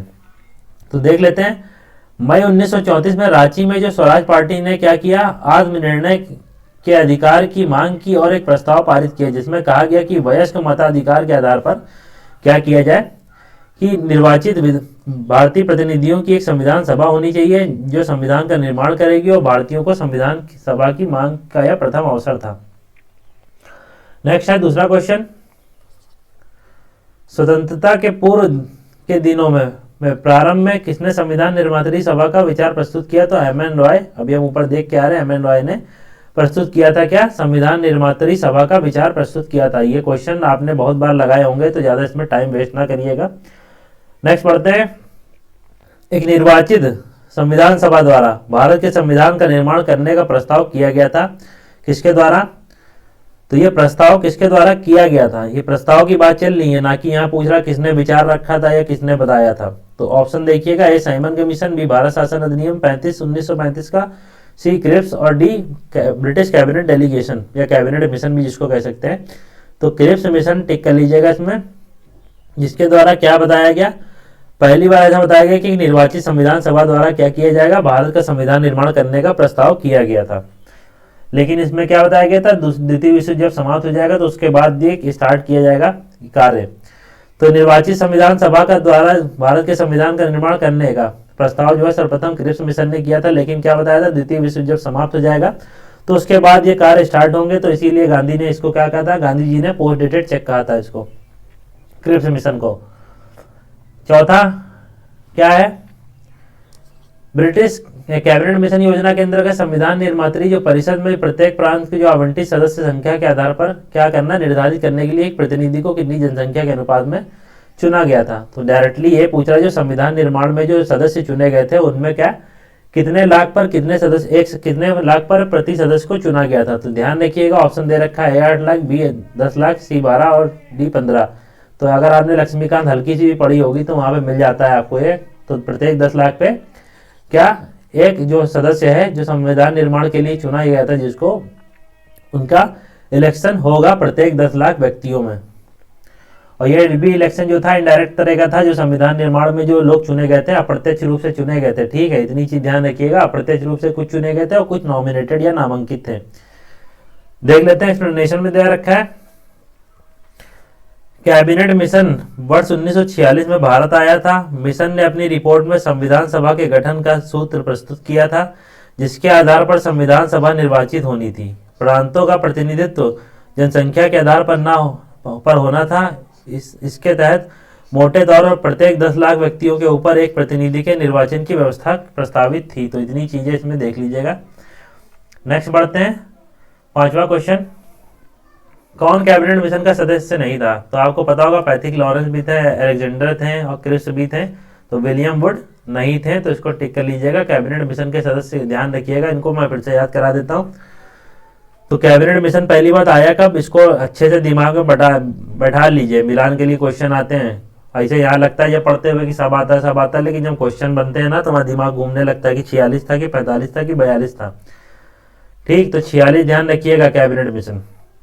साथ ही इसके सदस्यों का नाम ध्यान रखिएगा। जो क्रिप्स थे वो तो क्या अध्यक्ष थे बोर्ड ऑफ ट्रेड के, पैथिक लॉरेंस भारत सचिव थे उस समय, और एबी अलेक्जेंडर क्या थे, नौसेना मंत्री थे। तो कैबिनेट मिशन ध्यान रखिएगा। सर स्टैफर्ड, ठीक है, क्रिप्स अध्यक्ष थे बोर्ड ऑफ ट्रेड के, जो उस समय इसके सदस्य थे, पैथिक लॉरेंस, और ये सब चीजें इसमें ध्यान में रखिएगा। नेक्स्ट है छठा नंबर क्वेश्चन, भारतीय संविधान सभा का गठन। तो संविधान सभा का गठन कौन सी योजना के तहत हुआ है? बहुत बार क्वेश्चन पूछा गया है, डिफरेंट एग्जाम में आया है। कैबिनेट मिशन हमेशा ध्यान में रखिएगा जब आपसे पूछे जो भारतीय संविधान सभा का गठन जो किया गया कौन से मिशन की योजना या किसी के तहत किया गया, तो कैबिनेट मिशन दिमाग में अच्छे से क्लिक करना चाहिए उस समय आपको। नेक्स्ट है सातवां क्वेश्चन, 1946 में निर्मित जो थी अंतरिम सरकार, उसमें क्या पूछ रहा है? तो क्वेश्चन क्या पूछ रहा है, 1946 में जो निर्मित थी अंतरिम सरकार में कार्यपालिका परिषद के उपसभापति कौन थे? तो कार्यपालिका जो परिषद थी उसके उपसभापति पूछ रहा है 1946 में जो निर्मित थी अंतरिम सरकार। ये दे रखा जवाहरलाल नेहरू, बी एस राधाकृष्णन, सी राजगोपालचारी और डी राजेंद्र प्रसाद। तो टिक कर लीजिएगा। जवाहरलाल नेहरू जो थे वो उस समय जो अंतरिम सरकार बनी थी उसके क्या थे, उपसभापति थे। तो 24 अगस्त 1946 को अंतरिम राष्ट्रीय सरकार की घोषणा इस व्यवस्था के साथ की गई कि अंतरिम सरकार 2 सितंबर 1946 को कार्यभार संभालेगी। अगस्त में घोषणा की गई कि 2 सितंबर 1946 को कार्यभार संभालेगी अंतरिम सरकार, और वायसराय इसमें कार्यपालिका परिषद का पदेन अध्यक्ष था, और पंडित जवाहरलाल नेहरू जो थे उसमें उपाध्यक्ष या उपसभापति उनको बनाया गया था। तो हिसाब से राइट आंसर है जवाहरलाल नेहरू। 8वां क्वेश्चन देखते हैं, कौन अगस्त 1946 में प्रथम जो गठित हुई थी अंतरिम सरकार का सदस्य नहीं था? यहाँ पे ध्यान रखिएगा, जो पूछ रहा नहीं कौन सदस्य नहीं था। तो ए सी राजगोपालचारी, बी राजेंद्र प्रसाद, सी राधाकृष्णन और डी जगजीवन राम। टिक कर लीजिएगा। राधाकृष्णन जो थे जो अंतरिम सरकार बनी थी 1946 में अगस्त को, उसके सदस्य नहीं थे। एक्सप्लेनेशन देख लेते हैं उनको। बताया जैसे मैंने 24 अगस्त को सरकार की क्या हुआ, कैबिनेट मिशन योजना के आधार पर घोषणा की गई थी। जो कार्यभार कब संभालेगी? संविधान सभा 2 सितंबर 1946 को। इसमें सी राजगोपालचारी शिक्षा मंत्री डॉक्टर राजेंद्र प्रसाद और खाद्य और कृषि मंत्री जगजीवन राम थे, जबकि एस राधाकृष्णन जो थे वो क्या थे, इस प्रथम अंतरिम राष्ट्रीय सरकार के सदस्य नहीं थे। ठीक है, इतनी चीज दिमाग में बैठा के ध्यान में रख लीजिएगा। राधाकृष्णन जो थे वो क्या थे, अंतरिम सरकार जो राष्ट्रीय सरकार बनी थी 1946 में, जो 2 सितंबर को कार्यभार जिसको संभालना था वो इसके सदस्य नहीं थे। कौन? एस राधाकृष्णन। आगे दे रखा है क्या कि अक्टूबर 1943 में निम्नलिखितों के स्थान पर, एक सेकेंड जरा, क्वेश्चन यहाँ पे मिस हो गया है क्या कोई? 9वां क्वेश्चन मिस हो गया, तो ये उसी का एक्सप्लेनेशन दे रखा है, इसको बाद में देख लेंगे। 10वां क्वेश्चन देखते हैं। 10वां क्वेश्चन है, निम्नलिखित में से कथन जो दे रखा है संविधान सभा के विषय में कौन सा सत्य है? ए दे रखा है वयस्क मताधिकार पर आधारित थी, बी प्रत्यक्ष निर्वाचन का प्रमाण थी, सी बहुदलीय निकाय था, और डी क्या दे रखा है, उनने अनेक समितियों के माध्यम से कार्य किया। तो समितियां बहुत सारी थी, आपको पता होगा, झंडा समिति, संचालन समिति, मौलिक अधिकारों की समिति, उप समिति और ड्राफ्टिंग कमेटी, ये सब आपको पता होगा। तो बहुत सारी समितियों के माध्यम से कार्य किया था, तो इसको आप ऐसे टिक कर लीजिएगा। बहुदल थे तो ये भी इसको भी टिक कर सकते हैं आप, बहुदलीय निकाय तो था ही था। ठीक है, बाकी वयस्क मताधिकार पे नहीं थी, अप्रत्यक्ष निर्वाचन हुआ था जिनका हुआ था, और साथ ही कुछ लोग नॉमिनेटेड थे, अंशतः चुनी हुई, अंशतः नामांकित थी। प्रत्यक्ष निर्वाचन था ही नहीं जब अप्रत्यक्ष था, तो इस हिसाब से राइट आंसर टिक कर लीजिएगा, तीसरा और चौथा। एक्सप्लेनेशन में देख लेते हैं। संविधान सभा के गठन के लिए राज्यों की विधानसभा का उपयोग निर्वाचक मंडल के रूप में किया गया। जैसे इस आजकल इलेक्शन होता है कि राज्य के जो विधानसभाएं वो क्या जो राज्यों की विधानसभाएं वो क्या करते हैं, राज्यसभा में चुन के अपने मेंबर भेजते हैं। उसी प्रकार से जो उस समय क्या संविधान सभा बनाई गई, उसमें जो राज्यों की विधानसभाएं थी उनको क्या किया गया, उनका जो निर्वाचक मंडल बनाया गया और उनसे चुन के भेजा गया सदस्यों को। अतः क्या किया गया, संविधान सभा जो अप्रत्यक्ष निर्वाचन का परिणाम थी, इसका निर्वाचन वयस्क मताधिकार पर नहीं हुआ था। संविधान सभा में अनेक दलों के लोग शामिल थे। इस सभा ने अपने कार्यों के संचालन के लिए बहुत सारी समितियों का गठन किया था। नेक्स्ट है 11 नंबर क्वेश्चन। क्या पूछ रहा है, भारतीय संविधान सभा के संबंध में निम्नलिखित में से कौन सा कथन सही है, ये बताना है। तो यह वयस्क मताधिकार पर आधारित नहीं है, तो ठीक है, ये ठीक होगा, क्योंकि वयस्क मताधिकार पर आधारित कहाँ है, प्रत्यक्ष निर्वाचन का परिणाम बता रहा है, तो अभी हम पढ़ के आए हैं अप्रत्यक्ष निर्वाचन का परिणाम था। बहुदलीय संरचना नहीं है, तो ये भी गलत हो जाएगा। चौथा क्या दे रखा, कई समितियों के माध्यम से इसने कार्य किया, तो ये सही है। तो इसमें डी वाला भी सही है, तो दूसरा और तीसरा यहाँ पे गलत है, तो इसको हटा लीजिएगा और चौथा ये सही हो जाएगा, कई समितियों के माध्यम से काम किया। तो राइट आंसर क्या है, ए और डी हो जाएगा, इसको टिक कर लीजिएगा। नेक्स्ट क्वेश्चन क्या है, 12वां, निम्नलिखित में से संविधान सभा के बारे में गलत कथन हमें देखना है। ठीक है, तो क्या दे रखा है, इसने बड़ी संख्या में समितियों की मदद से काम किया और उनमें प्रारूप समिति जो थी बहुत महत्वपूर्ण थी।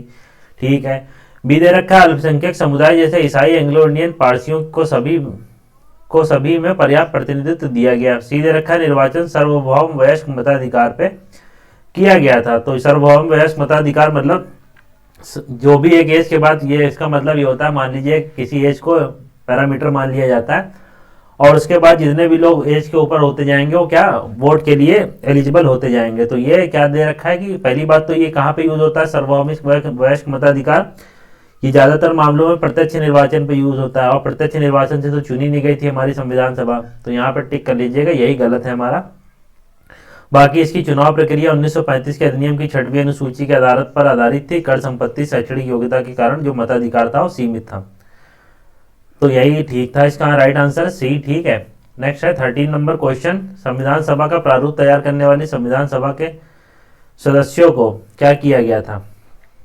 जो प्रारूप समिति थी उसका तैयार करने वाले जो सदस्य थे संविधान सभा के, दे रखा है कि ब्रिटिश संसद द्वारा नामित किए गए थे, गवर्नर जनरल द्वारा नामित किया गया था, विभिन्न प्रांतों की विधानसभाओं द्वारा चुना गया था, या डी भारतीय राष्ट्रीय कांग्रेस और मुस्लिम लीग द्वारा चुना गया था। तो राइट आंसर कर लीजिएगा, विभिन्न जो प्रांत थे वहां की विधानसभा द्वारा अप्रत्यक्ष रूप से इन लोगों को चुना गया था, तो ये राइट आंसर होगा। नेक्स्ट बढ़ते हैं 14 नंबर क्वेश्चन, भारतीय इतिहास के संदर्भ में प्रांतों से संविधान सभा के सदस्य उन प्रांतों के लोगों द्वारा सीधे निर्वाचित हुए थे। अभी हम कितने बार पढ़ के आ रहे हैं, डायरेक्ट इलेक्शन कहीं भी नहीं हुआ था।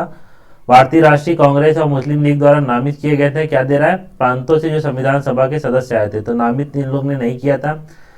प्रांतीय जो विधानसभा थे वहां से निर्वाचित होकर आए थे अप्रत्यक्ष रूप से, इसको टिक करके रखिएगा, यही इसका राइट आंसर है।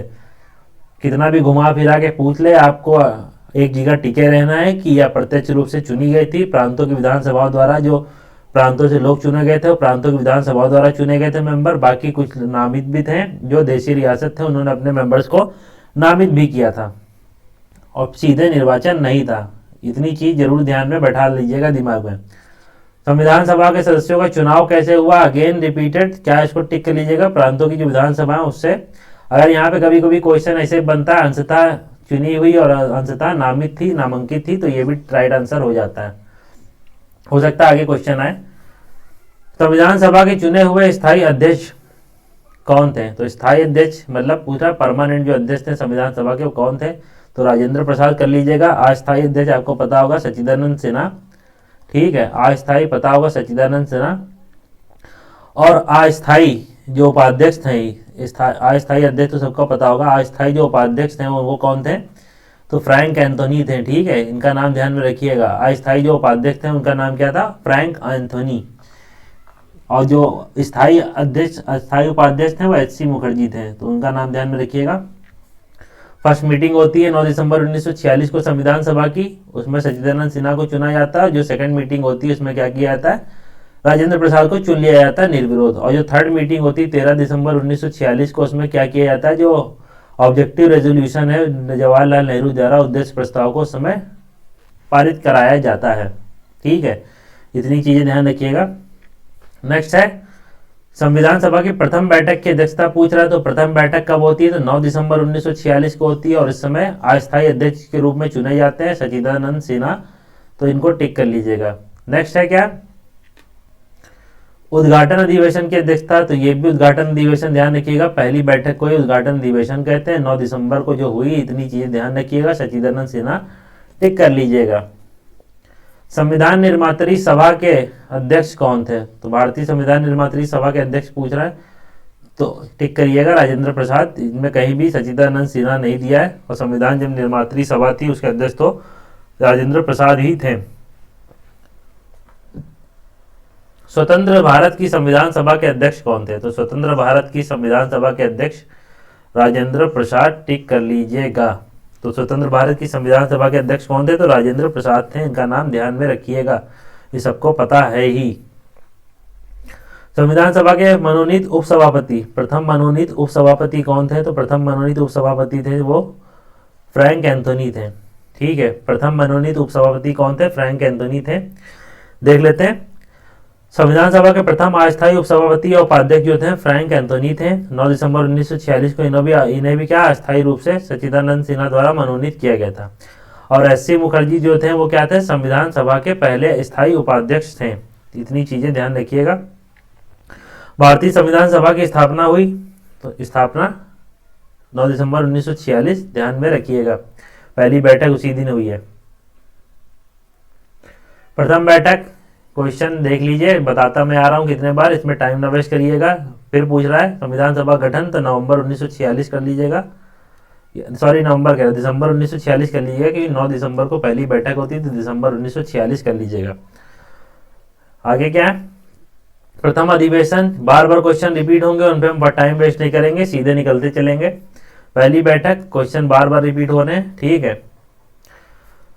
भारत को एक संविधान देने का प्रस्ताव संविधान सभा द्वारा पारित किया गया था कब? तो भारत को संविधान देने वाला जो प्रस्ताव था संविधान सभा द्वारा कब पारित किया गया था? तो 22 जनवरी 1947 को यह प्रस्ताव पारित किया गया था।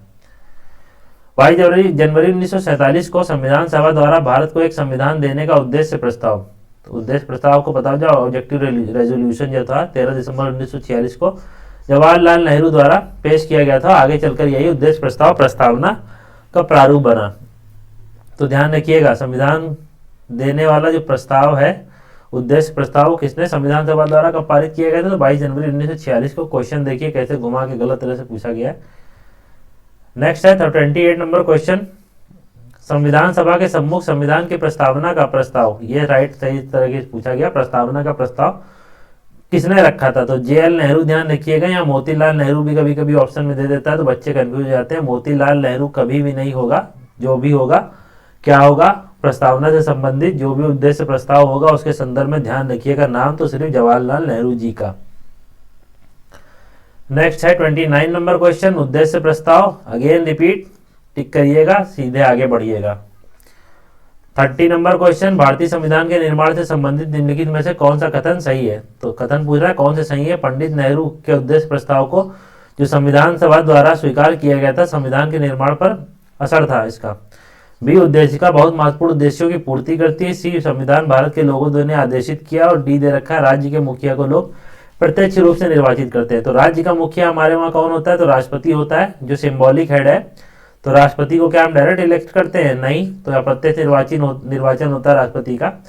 तो इसमें चौथा हटा लीजिएगा, बाकी राइट टिक कर लीजिएगा, 1 2 3 बाकी की सही है। आपको पता होगा उद्देश्य का महत्वपूर्ण उद्देश्यों को बताती है, सामाजिक आर्थिक न्याय के बारे में बताती है, विचार अभिव्यक्ति विश्वास धर्म उपासना की स्वतंत्रता बताती है, समता के बारे में बताती है, प्रतिष्ठा और अवसर की। तो ये बहुत महत्वपूर्ण उद्देश्यों की पूर्ति के लिए बताती है। और उद्देश्य प्रस्ताव कब होगा? पंडित जवाहरलाल नेहरू द्वारा इसको पेश किया गया था। तो ये सारी चीजें राइट टिक कर लीजिएगा। 31 नंबर क्वेश्चन, भारतीय संविधान को बनाने के लिए भारतीय संविधान सभा के कुल कितने अधिवेशन हुए? तो अधिवेशन ध्यान रखिएगा, 12 अधिवेशन हुए थे टोटल। भारतीय संविधान सभा को संविधान बनाने के लिए 12 अधिवेशन हुए थे। दे रखा है एक्सप्लेनेशन में कि भारतीय संविधान के निर्माण में संविधान सभा को 2 साल 11 महीने 18 दिन, सबको पता होगा। 11 लाख रुपए का खर्चा, खर्चा इसमें देने रखा है, 11 लाख रुपए के आसपास खर्चा हुआ था। और 11 लाख हुआ था, कुछ और हुआ था, स्लिप कर रहा दिमाग से, छोड़िए। आगे दे रखा है इस दौरान इसके कुल 11 अधिवेशन हुए थे। 11वें अधिवेशन के अंतिम दिन जो 26 नवंबर 1949 को संविधान को अंगीकृत किया गया था। इन 11 अधिवेशनों के अतिरिक्त संविधान सभा का पुनः 24 जनवरी 1950 को संवेद हुआ, जबकि सदस्यों द्वारा भारत के संविधान पर हस्ताक्षर किए गए थे इसी दिन। तो 24 जनवरी 1950 को सदस्यों द्वारा इस संविधान पर हस्ताक्षर किए गए थे, ये चीज ध्यान रखिएगा। अंतिम बैठक पूछ रहा है संविधान सभा की, तो 24 जनवरी 1950 टिक कर लीजिएगा। अभी देख के आ रहे हैं इसी समय क्या बैठक में जो हुआ था, हस्ताक्षर हुए थे। लेकिन जो प्रस्तावना पढ़ेंगे तो वहां पे लिखा है 26 नवंबर 1949 को अधिनियमित, अंगीकृत और आत्मर्पित करना लिखा हुआ है। तो ठीक है। और अंतिम बैठक 24 जनवरी 1950, सिग्नेचर कब हुए? तो 24 जनवरी 1950 को। नेक्स्ट देखते हैं 33 नंबर क्वेश्चन, कितना समय लगा? 2 साल 11 महीने 18 दिन, पढ़ के आ रहे हैं। नेक्स्ट बढ़ते हैं। 34वां नंबर क्वेश्चन, संविधान सभा के पहले उपाध्यक्ष तो फ्रैंक एंथोनी, सॉरी संविधान सभा के पहले स्थायी उपाध्यक्ष तो एससी मुखर्जी, टिक कर लीजिएगा, ये दे रखा है, ए का 4 हो जाएगा, यही टिक कर लीजिएगा, निकल आएगा एक ही से आंसर, तो बी है इसका आंसर। तो क्या है? पहले उपाध्यक्ष एससी मुखर्जी, प्रारूप समिति के मूलतः एकमात्र कांग्रेसी सदस्य के.एम. मुंशी, राजस्थान की रियासतों का प्रतिनिधित्व वीटी कृष्णाचारी और संघ संविधान समिति के अध्यक्ष तो जवाहरलाल नेहरू। पहले अस्थायी उपाध्यक्ष फ्रैंक एंथोनी थे, जो 9 दिसंबर जो पहली बैठक हुई थी तब सच्चिदानंद सिन्हा द्वारा इनको बनाया गया था। 35 नंबर क्वेश्चन, भारतीय संविधान के निर्माण के समय संवैधानिक सलाहकार कौन थे? तो बी.एन. राव। ये क्वेश्चन बहुत बार आया है और सबको पता भी होगा जिन्होंने स्टार्टिंग भी किया हो, क्योंकि पहली लाइन जब आप पढ़ते हैं मेकिंग ऑफ कॉन्स्टिट्यूशन का तो वहां पे सबसे पहले ये दिखता है, तो क्या संवैधानिक सलाहकार कौन थे? तो बी.एन. राव है हमारे, तो इनका नाम ध्यान में रखिएगा। बढ़ते हैं 36 नंबर क्वेश्चन पे, देख लेते हैं क्या दे रखा है। फिर से वही रिपीट क्वेश्चन देख रहा है, क्या दिया हुआ इसमें कि भारतीय संविधान का प्रथम प्रारूप तैयार किया गया था। तो 36वां क्वेश्चन क्या है? भारतीय संविधान का प्रथम प्रारूप तैयार किया गया था किसके द्वारा? तो ऑप्शन नहीं दे रखा है, बी.आर. अम्बेडकर जी द्वारा, बी.एन. राव द्वारा, के संथानन द्वारा या के.एम. मुंशी द्वारा। तो बी.एन. राव द्वारा भारतीय संविधान का प्रथम प्रारूप तैयार किया गया था। और जो इन्होंने प्रथम प्रारूप तैयार किया था उसमें 243 अनुच्छेद और 13 अनुसूचियां थी। ठीक है, इतनी चीज ध्यान में रखिएगा। किसने, अगर ये क्वेश्चन आपसे बनता है फिर से कि भारतीय संविधान का प्रथम प्रारूप किसने तैयार किया था, तो बी.एन. राव ने किया था। नेक्स्ट है 37 नंबर क्वेश्चन, संविधान सभा में भारतीय संविधान का तृतीय वाचन पूछ रहा है, कब आरंभ हुआ था? तो तृतीय वाचन का प्रारंभ कब हुआ था? तो इसमें 14 नवंबर 1949, 14 नवंबर 1948, 25 नवंबर 1948 और 25 नवंबर 1949। तो इसमें कोई भी राइट आंसर नहीं, क्योंकि जो तृतीय वाचन स्टार्ट होता है वो 17 नवंबर 1949 से स्टार्ट होता है और 26 नवंबर 1949 तक चलता है, जब ये संविधान जो इसको हम पारित कर देते हैं, मतलब उसको मतलब क्या, संविधान को अधिनियमित कर लेते हैं, अंगीकृत कर लेते हैं। कब? जो प्रस्तावना में डेट भी लिखी हुई है 26 नवंबर 1949। तो इतनी चीज़ें इसमें ध्यान में रखिएगा। नेक्स्ट है भारतीय संविधान पूर्ण रूप से तैयार कब हुआ था? तो पूर्ण रूप से तैयार हुआ था जब तृतीय वाचन का एंड होता है 26 नवंबर 1949 को, तो तब ये संविधान हमारा पूर्ण रूप से तैयार हो जाता है। उसके बाद 24 जनवरी 1950 को एक बैठक होती है जिसमें ये संविधान सभा के जो सदस्य होते हैं वो संविधान पे साइन करते हैं और 26 जनवरी को इसको क्या पारित कर दिया जाता है। तो यही दे रखा है, इसमें ध्यान में रखिएगा। तैयार कब हुआ पूर्ण रूप से? तो ध्यान रखिएगा 26 नवंबर 1949 को। भारतीय संविधान की उद्देशिका में उल्लेख किया गया 26 नवंबर 1949 को भारत के लोगों ने संविधान को अंगीकृत किया है, अधिनियमित किया है और आत्मर्पित किया है। भारत को अपनाने, संविधान को अपनाने, उसके पूर्ण होने, पारित होने तथा इसके अंतिम रूप देने की तारीख जो है वो क्या है? 26 नवंबर 1949 ही है। लेकिन इसी दिन नागरिकता अंतकालीन संसद अस्थायी और असंक्रमणकालीन उपबंध लागू हो गए थे। तथापि क्या होता है कि शेष उपबंध जो होते हैं 26 जनवरी 1949 को प्रभावी होते हैं। अतः संविधान के पूर्ण रूप से लागू होने की जो तिथि है वो क्या है? 26 जनवरी 1950 है। तो सबको पता होगा। 39 नंबर क्वेश्चन, संविधान सभा द्वारा अंगीकृत किया गया भारतीय संविधान को कब? तो ऑप्शन दे रखा है, फिर से वही अभी हम पढ़ के आ रहे हैं। अगर क्वेश्चन में अंगीकृत पूछे कब किया गया, अधिनियमित कब किया गया, आत्मर्पित कब किया गया, पूर्ण रूप से तैयार कब हुआ, तो यहाँ पे कोई भी आए लिख के तो बस ऑप्शन आपको टिक करना है 26 नवंबर 1949 तृतीय वाचन की लास्ट सीटिंग है। ठीक है, यही टिक करना है आपको। जब अगर क्वेश्चन बन जाता है पूर्ण रूप से लागू कब हुआ, तब आप इसमें टिक करिएगा 26 जनवरी 1950 को। नेक्स्ट बढ़ते देखते हैं क्या नेक्स्ट क्वेश्चन है।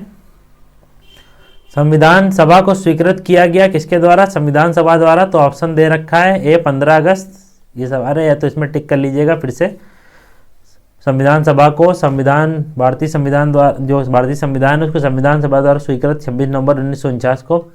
किस तिथि को अपनाया गया? प्रस्तावना में बड़ी बड़ी तिथि लिखी है 26 नवंबर 1949। ये देखिए, अब क्वेश्चन अगर पूछे लागू कब हुआ तो यहाँ टिक करिएगा 26 जनवरी 1950 को। ठीक है, और आपको इसका ऐतिहासिक महत्व तो पता होगा 26 जनवरी का। अगर ना पता हो तो यहाँ पे आपको ध्यान होगा, एक अधिवेशन होता है रावी नदी के तट पर, जवाहरलाल नेहरू का कराची अधिवेशन। वहाँ पे क्या हम लोग पूर्ण स्वतंत्रता की घोषणा करते हैं कि हर साल क्या करेंगे, पूर्ण स्वतंत्रता के रूप में मनाया जाएगा 26 जनवरी को। तो लेकिन जब आज़ादी होती है तो आज़ादी हमको 15 अगस्त को मिल जाती है, तो उसमें क्या होता है, तो हम 26 जनवरी के जो ऐतिहासिक महत्व होता है उसके महत्व को जारी रखने के लिए क्या करते हैं, संविधान को इसी दिन हम लोग लागू करा देते हैं। ठीक है, नेक्स्ट है 43 नंबर क्वेश्चन। 26 जनवरी को लागू करने का निर्णय इसलिए लिया गया था क्योंकि देख लीजिए वही बता दिया गया, कांग्रेस ने 1930 में स्थिति को स्वतंत्रता दिवस मनाया था क्योंकि जवाहरलाल नेहरू को जो 1929 का अधिवेशन था कराची लाहौर में, ठीक है, तो उस दिन इन्होंने क्या बताया था कि 26 जनवरी को स्वतंत्रता दिवस के रूप में हम मनाएंगे, संकल्प लिया गया था। लेकिन अगस्त में हम लोग को आज़ादी मिल जाती है, तो स्थिति के महत्व को बरकरार रखने के लिए क्या करते हैं, इस दिन हम लोग संविधान को लागू करा देते हैं, जबकि बन के तो 26 नवंबर 1949 को ही तैयार हो जाता है। आगे दिया संविधान दिवस कब मनाया जाता है, तो जिस दिन लागू बन के तैयार हो गया उसी दिन हम लोग संविधान दिवस मनाते हैं। 26 नवंबर 1949 को लागू हुआ था, मतलब लागू नहीं, मतलब बन के तैयार हो गया, तो इसी दिन हम लोग संविधान दिवस मनाएंगे। तो भारतीय संविधान का 26 नवंबर को मनाया जाता है दिवस जो होता है, 26 नवंबर 1949 को बन के तैयार हुआ था। वही सारी चीज़ें फिर से यहाँ पे लिखी हुई हैं। नेक्स्ट बढ़ते हैं, अपनाया कब गया भारतीय संविधान को, मतलब क्या दे रखा है, भारतीय संविधान को अपनाया गया पूरा किसके द्वारा, संवैधानिक सभा द्वारा, ब्रिटिश संसद द्वारा, गवर्नर जनरल द्वारा या भारतीय संसद द्वारा। तो संविधान की जो सभा थी उसके द्वारा, और अगर और बढ़ के देखना है तो भारत के लोगों द्वारा इसको शक्ति प्रदान की गई है और उन्हीं के द्वारा इसको अपनाया गया है। नेक्स्ट है 46 नंबर क्वेश्चन। 26 नवंबर 1949 को किसके द्वारा अधिनियमित किया गया, तो संविधान सभा द्वारा किया गया। ठीक है, ये फिर से रिपीट क्वेश्चन हो रहा है। अंगीकृत, अधिनियमित, आत्मर्पित, कहीं भी ये वर्ड लिखे हों संविधान के संबंध में तो क्वेश्चन टिक करिएगा 26 नवंबर 1949, हमेशा आपका सही होगा। अंबेडकर जी को कहाँ से चुना गया था, तो सबसे पहले बम्बई प्रेसिडेंसी से इनको चुना गया था। फिर बाद में क्या होता है, सबसे पहले बंगाल प्रेसिडेंसी से इनको चुनाव होता है, बाद में बंगाल क्या होता है, विभाजन होने के बाद उधर चला जाता है, तो फिर इनको बम्बई प्रेसिडेंसी से पुनः इनका निर्वाचन होता है। तो यही देख लीजिएगा, BR अम्बेडकर जी को जो संविधान सभा में निर्वाचन होता है वो कहाँ से होता है अंततः, तो बम्बई प्रेसिडेंसी से होता है। एक्सप्लेनेशन में देख लेते हैं, वर्ष 1946 में जो संपन्न होता है संविधान सभा के प्रारंभिक चुनाव, उसमें BR अम्बेडकर जी को अविभाजित बंगाल जो होता है, बंगाल के पूर्वी भाग से निर्वाचित हुए थे। बाद में यह क्षेत्र पाकिस्तान में चले जाने के कारण अम्बेडकर जी को भारतीय गणराज्य के बम्बई प्रेसिडेंसी के पूना संसदीय क्षेत्र से फिर से उपचुनाव में निर्वाचित होकर भारतीय संविधान सभा जो है उसमें सम्मिलित होते हैं। ये पूना सीट उनके लिए कांग्रेस के और MR जयकर ने त्याग पत्र देकर रिक्त की थी। तो कांग्रेस ने ही अम्बेडकर जी को संविधान सभा में पहुंचाया था। कांग्रेस के वो कौन थे, MR जयकर थे, उन्होंने त्याग पत्र देकर पूना की सीट खाली की थी, वहीं से इनको जितवा के फिर भेजा जाता है उपचुनाव के माध्यम से। विकल्प ए पश्चिम बंगाल, फिर भी यह विष्ट नहीं हो सकता है कि क्योंकि अम्बेडकर जी पूरी बंगाल से प्रथमतः निर्वाचित हुए थे। अंततः उन्होंने बम्बई प्रेसिडेंसी से निर्वाचित सदस्य के रूप में संविधान सभा में कार्य किया। अंततः स्पष्ट है कि अभी जो उत्तर है वो बी सही है। अम्बेडकर जी की मृत्यु पूर्ण है, तो जन्म और मृत्यु क्या, 1891 1956, ये ध्यान में रखिएगा, 14 अप्रैल और 6 दिसंबर। ठीक है, 14 अप्रैल को जन्म होता है 1891 को, और 6 दिसंबर को डेथ होती है इनकी अम्बेडकर जी की 1956 में। ध्यान में रखिएगा इसको। नेक्स्ट है 50वां नंबर क्वेश्चन, क्या पूछ रहा है, तृतीय गोलमेज सम्मेलन के विचार विमर्श की परिणति भारत सरकार अधिनियम 1935 के पारित होने के रूप में हुई।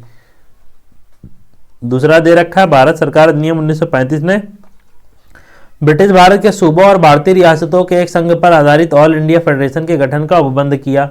तो कथन पूछ रहा है कौन सा सही है, तो ऑप्शन दे रखा है यहाँ पे, टिक कर लीजिएगा, दोनों के दोनों सही है। थर्ड राउंड टेबल जो कॉन्फ्रेंस होती है 1932 में, ध्यान में रखिएगा कब होती है थर्ड राउंड टेबल कॉन्फ्रेंस, 1932 में। इसमें विचार विमर्श की परिणति क्या होती है, जिसके आधार पर भारत सरकार अधिनियम 1935 पारित होने के रूप में होती है। और भारत सरकार अधिनियम जो 1935 का है, ब्रिटिश भारत के सूबों और भारतीय रियासतों के एक संघ पर आधारित ऑल इंडिया फेडरेशन के गठन का प्रावधान भी करता है। अभी ये हमने ऊपर पढ़ के आए हैं, जहाँ पे हमने देख रहे थे कि जो एक्ट थे 1935 का अधिनियम, उसमें देखा था कि अखिल भारतीय संघ की स्थापना का प्रावधान कौन से अधिनियम में किया गया था। तो वहाँ पे हमने बताया था कि जब भारत सरकार अधिनियम है या भारत शासन अधिनियम 1935 का है, उसी के तहत ऑल इंडिया फेडरेशन या अखिल भारतीय संघ की स्थापना का प्रावधान किया गया था। और भी चीज़ें देखी थी, इसमें रिकॉल करा देता हूँ। केंद्र में द्विसदनी विधायिका की स्टार्ट हुई थी, प्रांतों में द्वैध शासन की समाप्ति हुई थी, ठीक है, और साथ ही बर्मा को भारत से अलग किया गया था, और साथ ही 1937 में सुप्रीम कोर्ट जो संघीय कोर्ट है हमारा, उसकी स्थापना की गई थी। और भी बहुत सी सारी चीज़ें 1935 के अधिनियम से की गई थी। और जो संघ और राज्य के विषय हैं उनको भी अलग अलग किया गया था। समवर्ती सूची जो 7 शेड्यूल है वो भी बताया गया था इसमें, ठीक है। तो ये सारी चीज़ें 1935 के अधिनियम से ली गई थी। और भी जो भारत का जो राष्ट्रपति अध्यादेश जारी करने की शक्ति भी इसी के भारत सरकार अधिनियम 1935 के एक्ट से ही प्रेरित है। बल्कि अगर आपसे क्वेश्चन बनता है, मैं फिर से वहाँ पे चला जा रहा हूँ, जो भी एक्ट थे कि 1861 में जो गवर्नर जनरल होता है उसको तो अध्यादेश जारी करने की शक्ति मिल जाती है, लेकिन जो भारत के अध्यादेश जारी करने की राष्ट्रपति की शक्ति है वो किससे प्रेरित है? तो भारत सरकार अधिनियम 1935 के एक्ट से। तो नवंबर दिसंबर 1932 में लंदन में आयोजित होने वाली तीसरे और अंतिम गोलमेज सम्मेलन में कांग्रेस ने भाग नहीं लिया। इस सम्मेलन में भारत सरकार अधिनियम 1935 के लिए एक ठोस योजना का अंतिम रूप पेश किया गया। इसमें ब्रिटिश भारत के सूबों और भारतीय रियासतों के एक संघ पर आधारित ऑल इंडिया फेडरेशन का गठन का प्रावधान किया गया। राउंड टेबल कॉन्फ्रेंस के आप कुछ चीज़ें जान लीजिए। कभी कभी क्वेश्चन पूछा है किसने तीनों गोलमेज सम्मेलनों में भाग लिया, तो अम्बेडकर जी ने तीनों गोलमेज सम्मेलन में भाग लिया, ठीक है। ये ध्यान में रखिएगा। गांधी एकमात्र कौन से? सेकंड राउंड टेबल कॉन्फ्रेंस में, जो सेकंड राउंड टेबल कॉन्फ्रेंस होती है गांधी एकमात्र उसी में जाते हैं हिस्सा लेने, क्योंकि फर्स्ट राउंड टेबल कॉन्फ्रेंस के दौरान ये जेल में बंद होते हैं। तो इतनी चीज़ें इसमें ध्यान में रखिएगा। कुछ और चीज़ें, और पहली जो राउंड टेबल 31, 32, ठीक है, इस हिसाब से इसको सीक्वेंस अरेंज कर लीजिएगा। नेक्स्ट है 51वां क्वेश्चन। नीचे दो वक्तव्य दिए गए, कथन और कारण देखना है कि स्पष्टीकरण सही कर रहा हो, ये दोनों अपने में सही है कि नहीं सही है। इस तरह के क्वेश्चन ऐसे ही सॉल्व किए जाते हैं। तो कथन दे रखा है भारत का संविधान देश की आवश्यकताओं की पूर्ति करता है। दूसरा दे रखा है कारण कि इसको एक ग्रहित संविधान कहा गया जाता है। तो इसमें क्या बताना है? तो भारत का संविधान एक ग्रहित संविधान तो कहा जाता है और देश की आवश्यकताओं की पूर्ति भी करता है, लेकिन इसका कोई इन दोनों से मेल नहीं खा रहा है कि ये इसका स्पष्टीकरण कर रहा है। तो ये दोनों तो सही है अपने में, लेकिन स्पष्टीकरण सही नहीं है। एक्सप्लेनेशन देख लेते हैं। भारतीय संविधान देश की आवश्यकताओं की पूर्ति करने में पूर्णतः सक्षम है और भावी आवश्यकताओं के मद्देनजर इसमें संशोधन संबंधी प्रावधान भी हैं। दूसरी ओर विभिन्न देशों से संविधानों के तथ्य विचार को अपने अनुसार ढाल के उसको ग्रहित किया गया है। तो इस प्रकार कथन और कारण दोनों सही है, लेकिन स्पष्टीकरण सही नहीं है। नेक्स्ट है संविधान सभा में वयस्क मताधिकार 15 वर्ष के लिए स्थगित करने की बात किसने की थी? तो संविधान सभा में वयस्क मताधिकार जो है, मतलब उन्होंने कहा था कि जब संविधान लागू हो रहा है उसके बाद से 15 वर्ष के लिए वयस्क मताधिकार ना दिया जाए, सीमित मताधिकार दिया जाए, जो शिक्षा स्वास्थ्य और जो जमीन जायदाद है उस हिसाब से सीमित मताधिकार दिया जाना चाहिए, ना कि वयस्क मताधिकार। तो ये किसने कहा था? ऑप्शन ए दे रखा है राजेंद्र प्रसाद, बी जवाहरलाल नेहरू, सी मौलाना आजाद, या डी है भीमराव अम्बेडकर ने। तो मौलाना आजाद जो है उन्होंने क्या कहा था कि 15 वर्ष के लिए जो वयस्क मताधिकार है इसको स्थगित कर दिया जाए संविधान सभा में। तो देख लेते हैं। संविधान सभा में वयस्क मताधिकार विषय पर बहस के दौरान मौलाना अबुल कलाम आजाद ने वयस्क मताधिकार को 15 वर्षों के लिए स्थगित करने की वकालत की थी, किंतु डॉक्टर राजेंद्र प्रसाद और जवाहरलाल नेहरू ने जोरदार ढंग से इसे अपनाने का समर्थन दिया। 53वां क्वेश्चन, किसने सुझाव दिया था कि भारत की स्वतंत्रता के बाद भारतीय राष्ट्रीय कांग्रेस को एक राजनीतिक दल के रूप में भंग कर देना चाहिए? तो महात्मा गांधी जी ने कहा था, ठीक है। यूपी पीसीएस मेंस में क्वेश्चन आया था, ध्यान में रखिएगा। जो भी क्वेश्चन यूपी पीसीएस में पूछे गए उन पे अलग से फोकस करके देखिएगा। तो भारत की स्वतंत्रता के उपरांत महात्मा गांधी ने क्या सुझाव दिया था कि भारतीय राष्ट्रीय कांग्रेस को अब एक राजनीतिक दल के रूप में भंग कर दिया जाना चाहिए। 54 क्वेश्चन क्या है? कथन दे रखा है, निम्नलिखित में से किसने कहा था कि एक संविधान एक मशीन की तरह बेजान चीज है, इसे वे लोग जीवन फूंकते हैं जो इसका नियंत्रण करते हैं, बस इसमें कुछ ईमानदार लोगों की आवश्यकता है जिनके लिए राष्ट्र ही सर्वोपरि हो। तो ये किसने कहा था? ऑप्शन दे रखे हैं 4, टिक कर लीजिएगा। राजेंद्र प्रसाद जी ने कहा था कि एक संविधान जो है एक मशीन की तरह बेजान होता है, इसमें वही लोग जीवन फूंकते हैं जो इसका नियंत्रण करते हैं, बस कुछ ईमानदार लोगों की आवश्यकता है जो क्या करें, राष्ट्र हित को सर्वोपरि रख के काम करें। तो इसलिए हिसाब से राइट आंसर टिक करिएगा, राजेंद्र प्रसाद।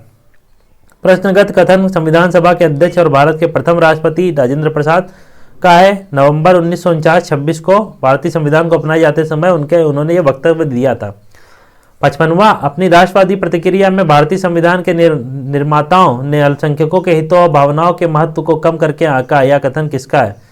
तो ये आइवर जेनिंग्स का है। आइवर जेनिंग बताते हैं कि अपनी राष्ट्रवादी प्रतिक्रिया में भारतीय संविधान के जो निर्माता है उन्होंने अल्पसंख्यकों के हितों और तथा भावनाओं को महत्व के जो है उनका कम करके उसको आंका है। तो एक किसका कथन है? आइवर जेनिंग्स का कथन है।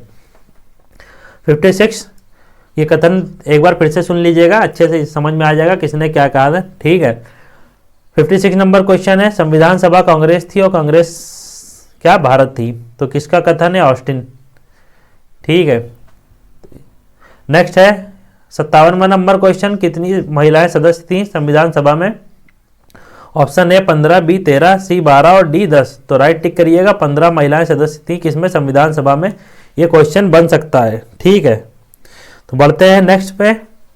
नेक्स्ट टॉपिक हमारा क्या है, संविधान सभा की प्रमुख समितियां देख लेते हैं, उससे संबंध में जो भी क्वेश्चन बने हैं उनको देख लेते हैं। तो अभी तक हमने 3 टॉपिक कवर कर लिए हैं, ये चौथा टॉपिक देख रहे हैं, प्रमुख समितियां, ठीक। तो पहला दे रखा है क्वेश्चन, निम्नलिखित में से संविधान सभा की संघ संविधान समिति का अध्यक्ष कौन था। तो संघ संविधान समिति का अध्यक्ष कौन था, ऑप्शन दे रखा है अम्बेडकर जी, कृपलानी जी, जवाहरलाल नेहरू जी और लादी कृष्ण स्वामी अय्यर जी। तो राइट आंसर इसमें टिक करिएगा, जवाहरलाल नेहरू जो थे वो क्या, संघ संविधान समिति के अध्यक्ष हैं। यहाँ समितियां दे रखी हैं और नाम दे रखे हैं, अगर याद ना हो तो चुपचाप पेन कॉपी उठाइएगा और इसको नोट करिएगा, ठीक है। संघीय संविधान समिति पंडित जवाहरलाल नेहरू, तो ध्यान रखिएगा, संघीय संविधान समिति पंडित जवाहरलाल नेहरू।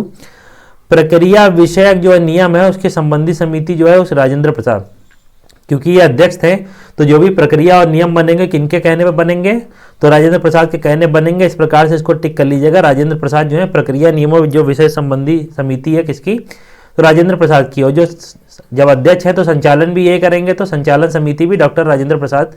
बाकी प्रारूप समिति आपको पता होगा, अम्बेडकर जी 7 सदस्य थे, ठीक है, ये अध्यक्ष थे प्रारूप समिति के। मौलिक अधिकारों, अल्पसंख्यकों, जनजाति और अपवर्जित क्षेत्रों संबंधी सलाहकार जो समिति है उसके कौन अध्यक्ष थे, तो सरदार पटेल। मौलिक अधिकारों के संबंध में जो भी समिति पूछे, बशर्ते वहाँ उप समिति ना लिखा हो तो वहाँ वल्लभ भाई पटेल टिक करिएगा।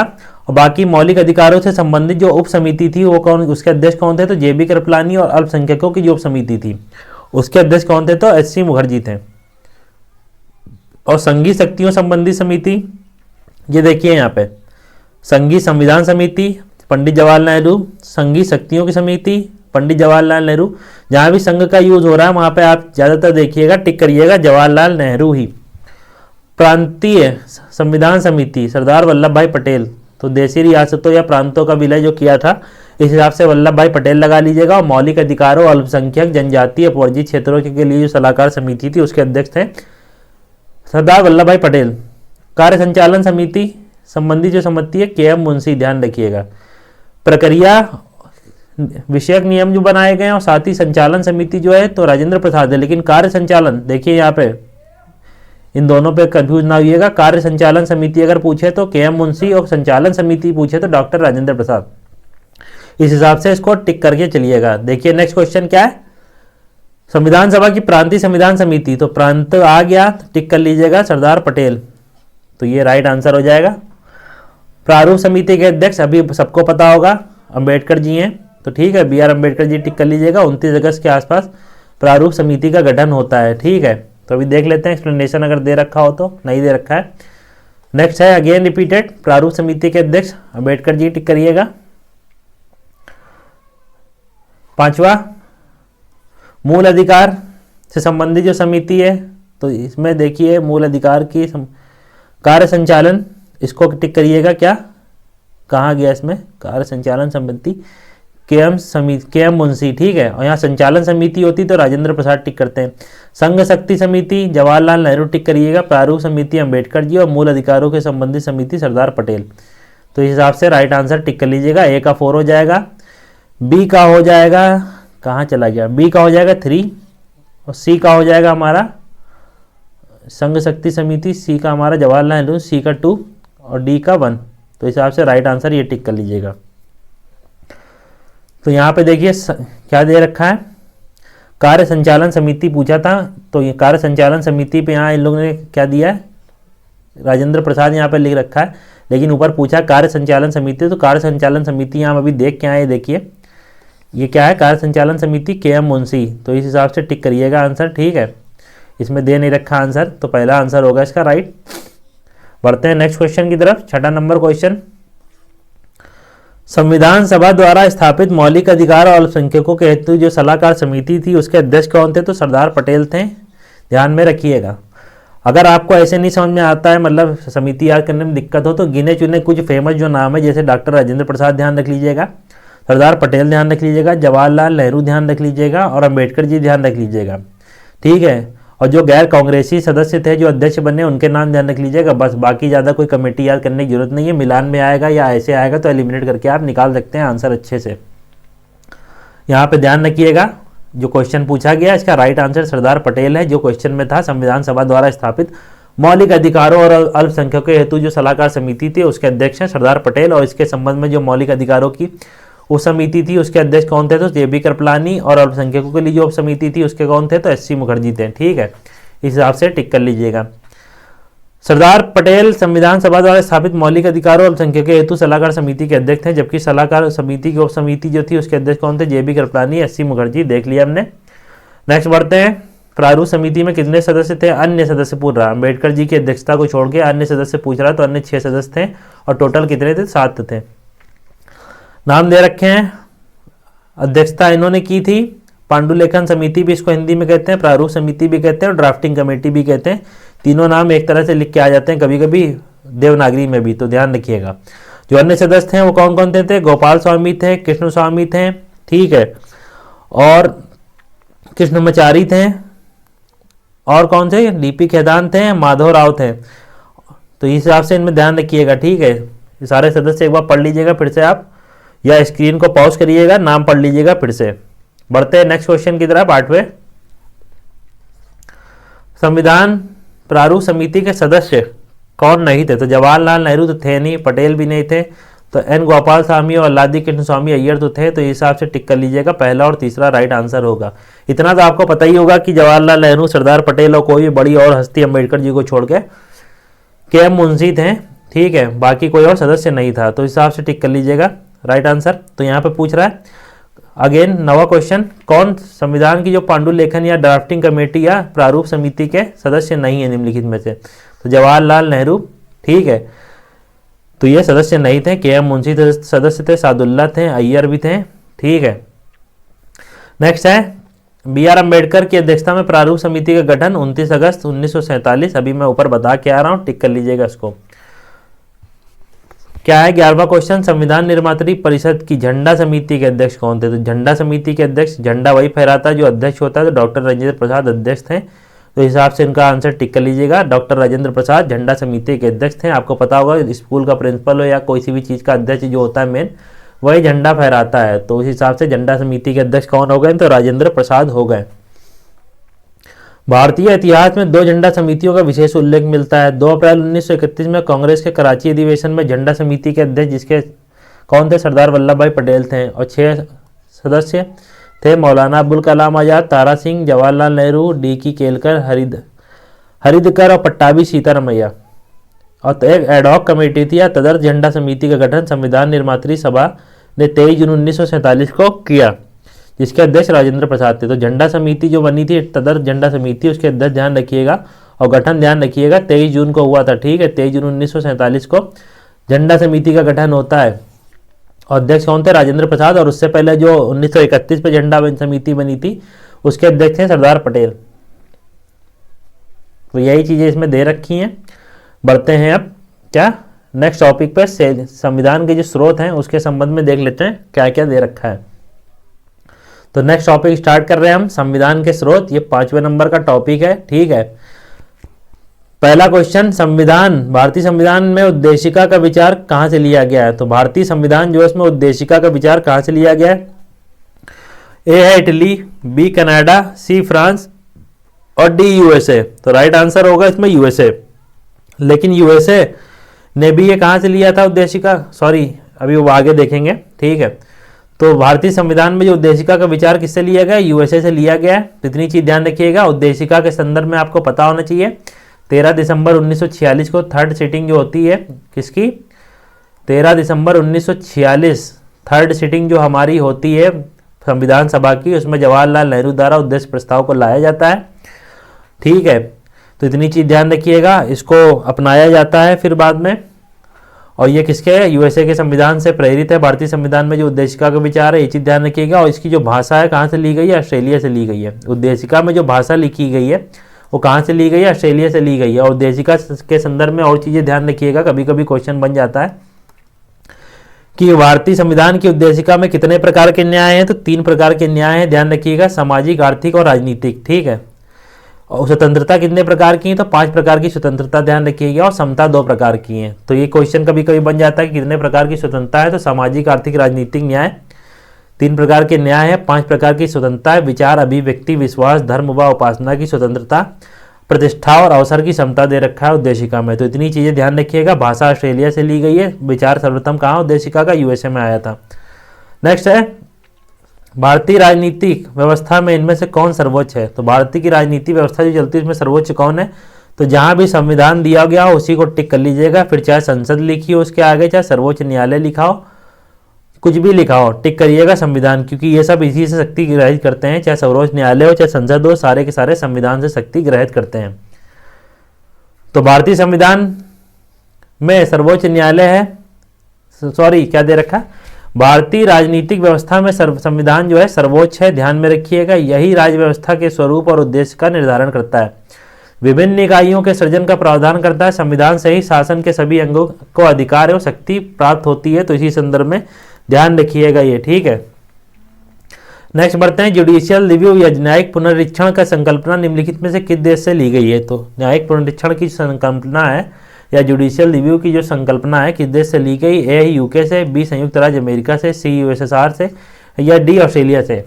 अगर आपको ना पता हो इनमें से कुछ भी तो इतना ध्यान में पता होगा कि जो यूएसए का कोर्ट है वो उसको अलग से स्वतंत्रता दे रखी गई है। तो जो इस तरह की शक्तियाँ आती हैं वो कहाँ से आती हैं? जो भी कोर्ट के संबंध में शक्तियाँ दी गई हैं वो यूएसए से ली गई है। तो भारत में न्यायिक पुनरीक्षण की संकल्पना संयुक्त राज्य अमेरिका के संविधान से ली गई है। इसका आशय है कि सर्वोच्च न्यायालय जो भी अपने विधान बनते हैं और आदेश का देता है उसका जुडिशियल रिव्यू या फिर से रिव्यू कर सकता है, ताकि उन विधानों और आदेशों को शून्य घोषित कर सके जो संविधान के प्रावधानों का उल्लंघन करते हैं। तो ये जुडिशियल रिव्यू के संदर्भ में दिया हुआ है। तो ऑप्शन दे रखा है, फिर से क्वेश्चन क्या है हमारा? जुडिशियल रिव्यू या न्यायिक पुनर्विलोकन की व्यवस्था है कहाँ कहाँ है? ऑप्शन दे रखा है केवल भारत में, केवल यूएसए में, भारत यूएसए में, डी यूके में। तो टिक कर लीजिएगा, भारत और यूएसए में दोनों में क्या है? न्यायिक पुनरावलोकन की व्यवस्था दी गई है। 5वां है, कौन सा लक्षण भारतीय परिसंघ और अमेरिकी परिसंघ में समान रूप से पाया जाता है? कौन सा ऐसा लक्षण है? तो संविधान के निर्वचन के लिए परिसंघीय उच्चतम न्यायालय। तो ध्यान में रखिएगा ये क्या है? भारतीय परिसंघ और अमेरिकी परिसंघ में समान रूप से पाया जाता है। बाकी सिंगल सिटीजनशिप है नहीं अमेरिका में, डुअल सिटीजनशिप है, वहाँ पे स्टेट और कंट्री दोनों की सिटीजनशिप लेना पड़ता है। 3 सूचियाँ वहाँ पे है, न्यायपालिका की द्वैधता भी वहाँ नहीं है, इंटीग्रेटेड है न्यायपालिका। तो ये चीज़ें इसमें देख लीजिएगा। संविधान के निर्वाचन की परिसंघीय उच्चतम न्यायालय की व्यवस्था है भारतीय और अमेरिकी दोनों में एक है। ठीक है। नेक्स्ट है, संघात्मक व्यवस्था किस देश से ली गई है? 50 बार पढ़ा होगा, कनाडा से ली गई है संघात्मक व्यवस्था। भारत में जो संघ की व्यवस्था है वो कहाँ से ली गई? कनाडा से ली गई है। भारत में जो संघ की व्यवस्था ली गई है कहाँ से ली गई? कनाडा से ली गई। क्वेश्चन बनेगा कि संघात्मक व्यवस्था निम्नलिखित में से किस देश से ली गई? तो ध्यान रखिएगा कनाडा से। भारतीय संघवाद अगेन रिपीटेड, टिक कर लीजिएगा कनाडा। भारतीय संविधान में राज्यों का संघ की संकल्पना को प्राप्त किया गया है। भारत में जो संविधान है उसमें राज्यों की संघ की संकल्पना को प्राप्त किया गया। ऑप्शन दे रखा है Switzerland, sorry A America, B Australia, D British North America अधिनियम से और डी स्विट्जरलैंड के संविधान से। तो ब्रिटिश नॉर्थ अमेरिका जो अधिनियम है उससे राज्यों के संघ की संकल्पना ली गई है, लेकिन वहाँ पे विभक्त राज्यों का अविभाज्य संघ है, मतलब वहाँ पे राज्य चाहे तो देश से अलग हो सकते हैं, लेकिन भारत में ऐसा कुछ नहीं है। भारत में राज्य तो हैं, राज्यों का संघ भी है, लेकिन राज्यों को संघ से अलग होने का कोई प्रावधान नहीं दिया गया है। तो इतनी चीजें इसमें ध्यान में रखिएगा, टिक कर लीजिएगा। तीसरा, भारत के संविधान में सम्मिलित समवर्ती सूची किस देश की देन है? तो समवर्ती सूची कितने बार क्वेश्चन आया है? ये समवर्ती सूची ऑस्ट्रेलिया, जो समवर्ती सूची है ऑस्ट्रेलिया। तो 3 प्रकार की सूची है, संघ सूची, राज्य सूची और समवर्ती सूची। जो समवर्ती सूची का कॉन्सेप्ट है वो ऑस्ट्रेलिया से लिया गया है, ठीक है, 7वें शेड्यूल में। और अवशिष्ट शक्तियां जो हैं वो आपको पता होगा किस में है, तो अवशिष्ट शक्तियां केंद्र में निहित होती हैं।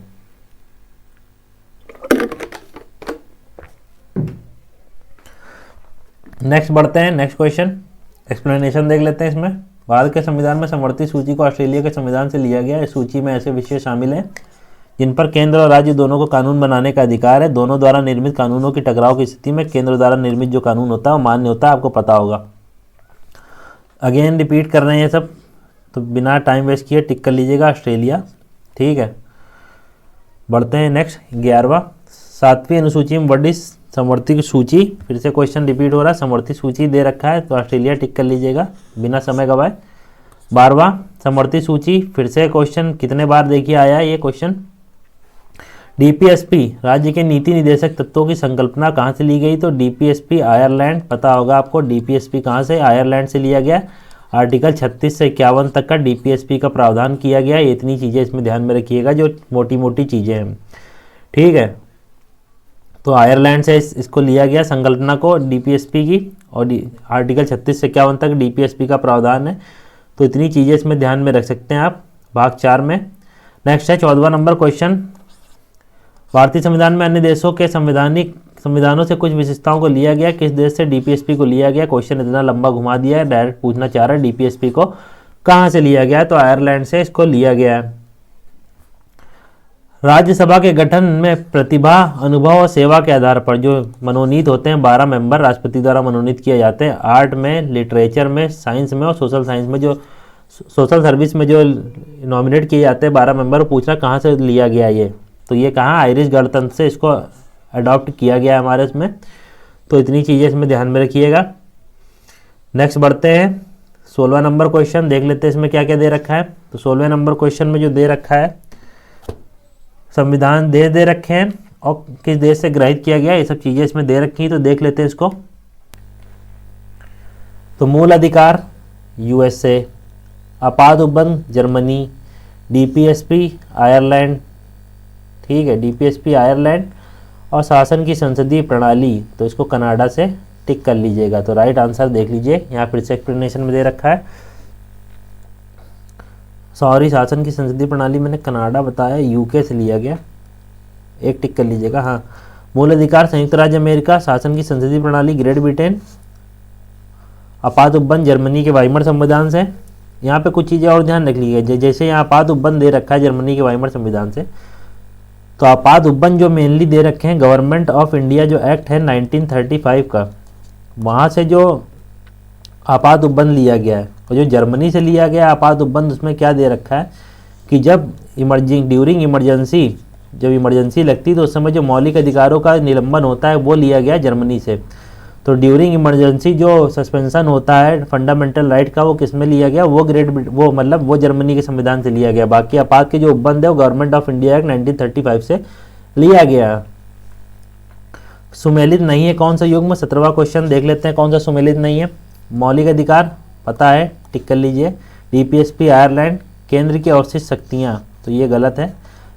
आपातकालीन जर्मनी, फिर से टिक कर लीजिएगा। तो अवशिष्ट शक्तियाँ कहाँ से ली गई हैं, कनाडा से। एक सेकेंड, अवशिष्ट शक्तियाँ देख लेता हूँ मैं।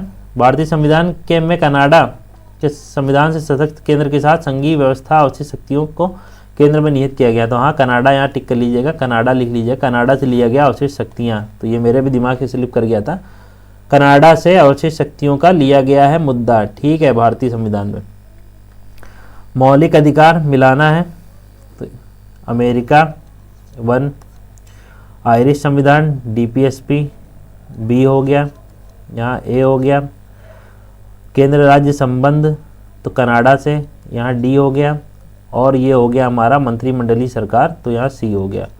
तो हिसाब से क्वेश्चन टिक कर लीजिएगा, क्या हो जाएगा, ए का 4, बी का 3 और सी का हो जाएगा, क्या दे रखा है यार इसमें, कंफ्यूज हो रहा हूँ मैं भी।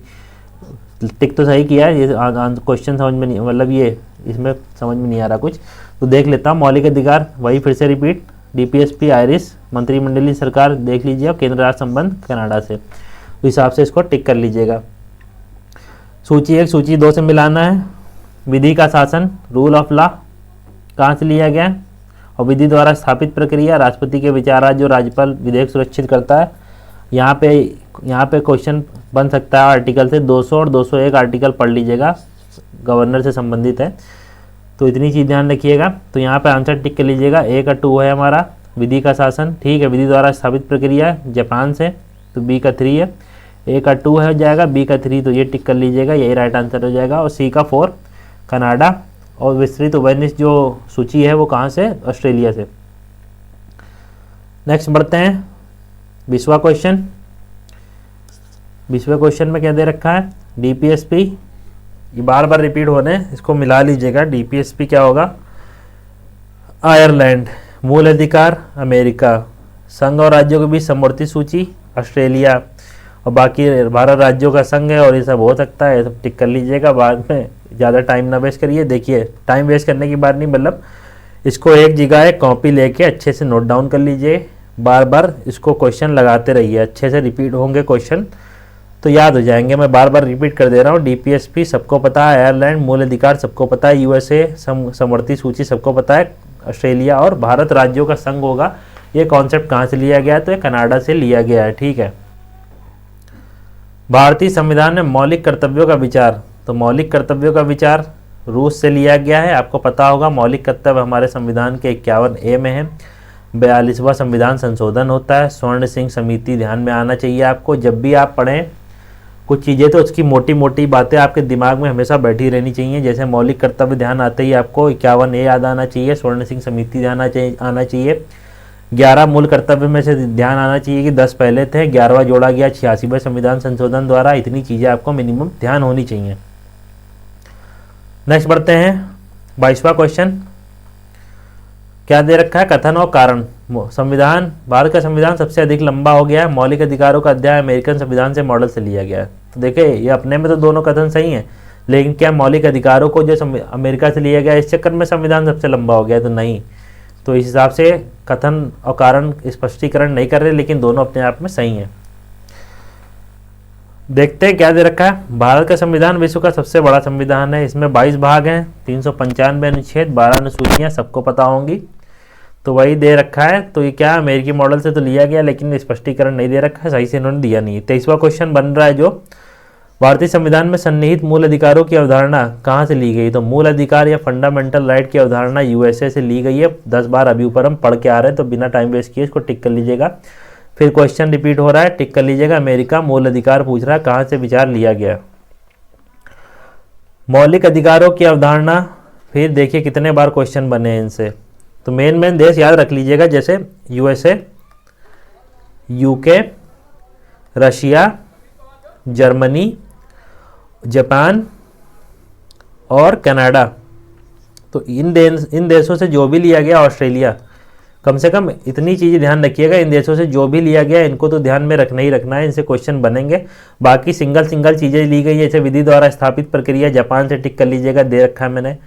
जर्मनी के वाइमर संविधान से इमरजेंसी प्रोविजन, संविधान संशोधन जो है वो साउथ अफ्रीका से लिया गया है। ये सब चीज़ें अपने आप याद हो जाएंगी। बस इतनी मोटी मोटी चीज़ें, इतनी इन देशों की याद रखनी जरूर याद रखिएगा इसको। 26 नंबर क्वेश्चन, लिखित संविधान प्रारंभ किस देश में हुआ। तो लिखित संविधान का प्रारंभ संविधान अमेरिका देश में हुआ। तो देख लेते हैं। संयुक्त राज्य अमेरिका का संविधान प्रथम पूर्ण लिखित संविधान था। यह विश्व का सबसे छोटा लिखित संविधान है, जिसमें मात्र 7 अनुच्छेद शामिल हैं। वहीं भारत का संविधान विश्व का सबसे बड़ा लिखित संविधान है, जिसमें 395 आर्टिकल सम्मिलित हैं। तो ये हमारा आज की मैराथन यहाँ पे ख़त्म होती है। आई होप आपको अच्छी लगी होगी वीडियो लेक्चर। अगर वीडियो लेक्चर अच्छा लगा हो तो वीडियो को लाइक कर लीजिएगा, कमेंट कर दीजिएगा, कोई कमी रह जाती है, और ज़्यादा से ज़्यादा लोगों तक का शेयर कर दीजिएगा, ताकि आने वाली वीडियो लेक्चर की नोटिफिकेशन आपको मिलती रहे। 4 से 5 मैराथन में पूरी की पूरी जो भी घटना चक्र है, जितने भी MCQ आज तक बने हैं पॉलिटी से रिलेटेड, सारे हम खत्म करा देंगे। तो मिलते हैं नेक्स्ट वीडियो लेक्चर में, तब तक के लिए गुड बाय।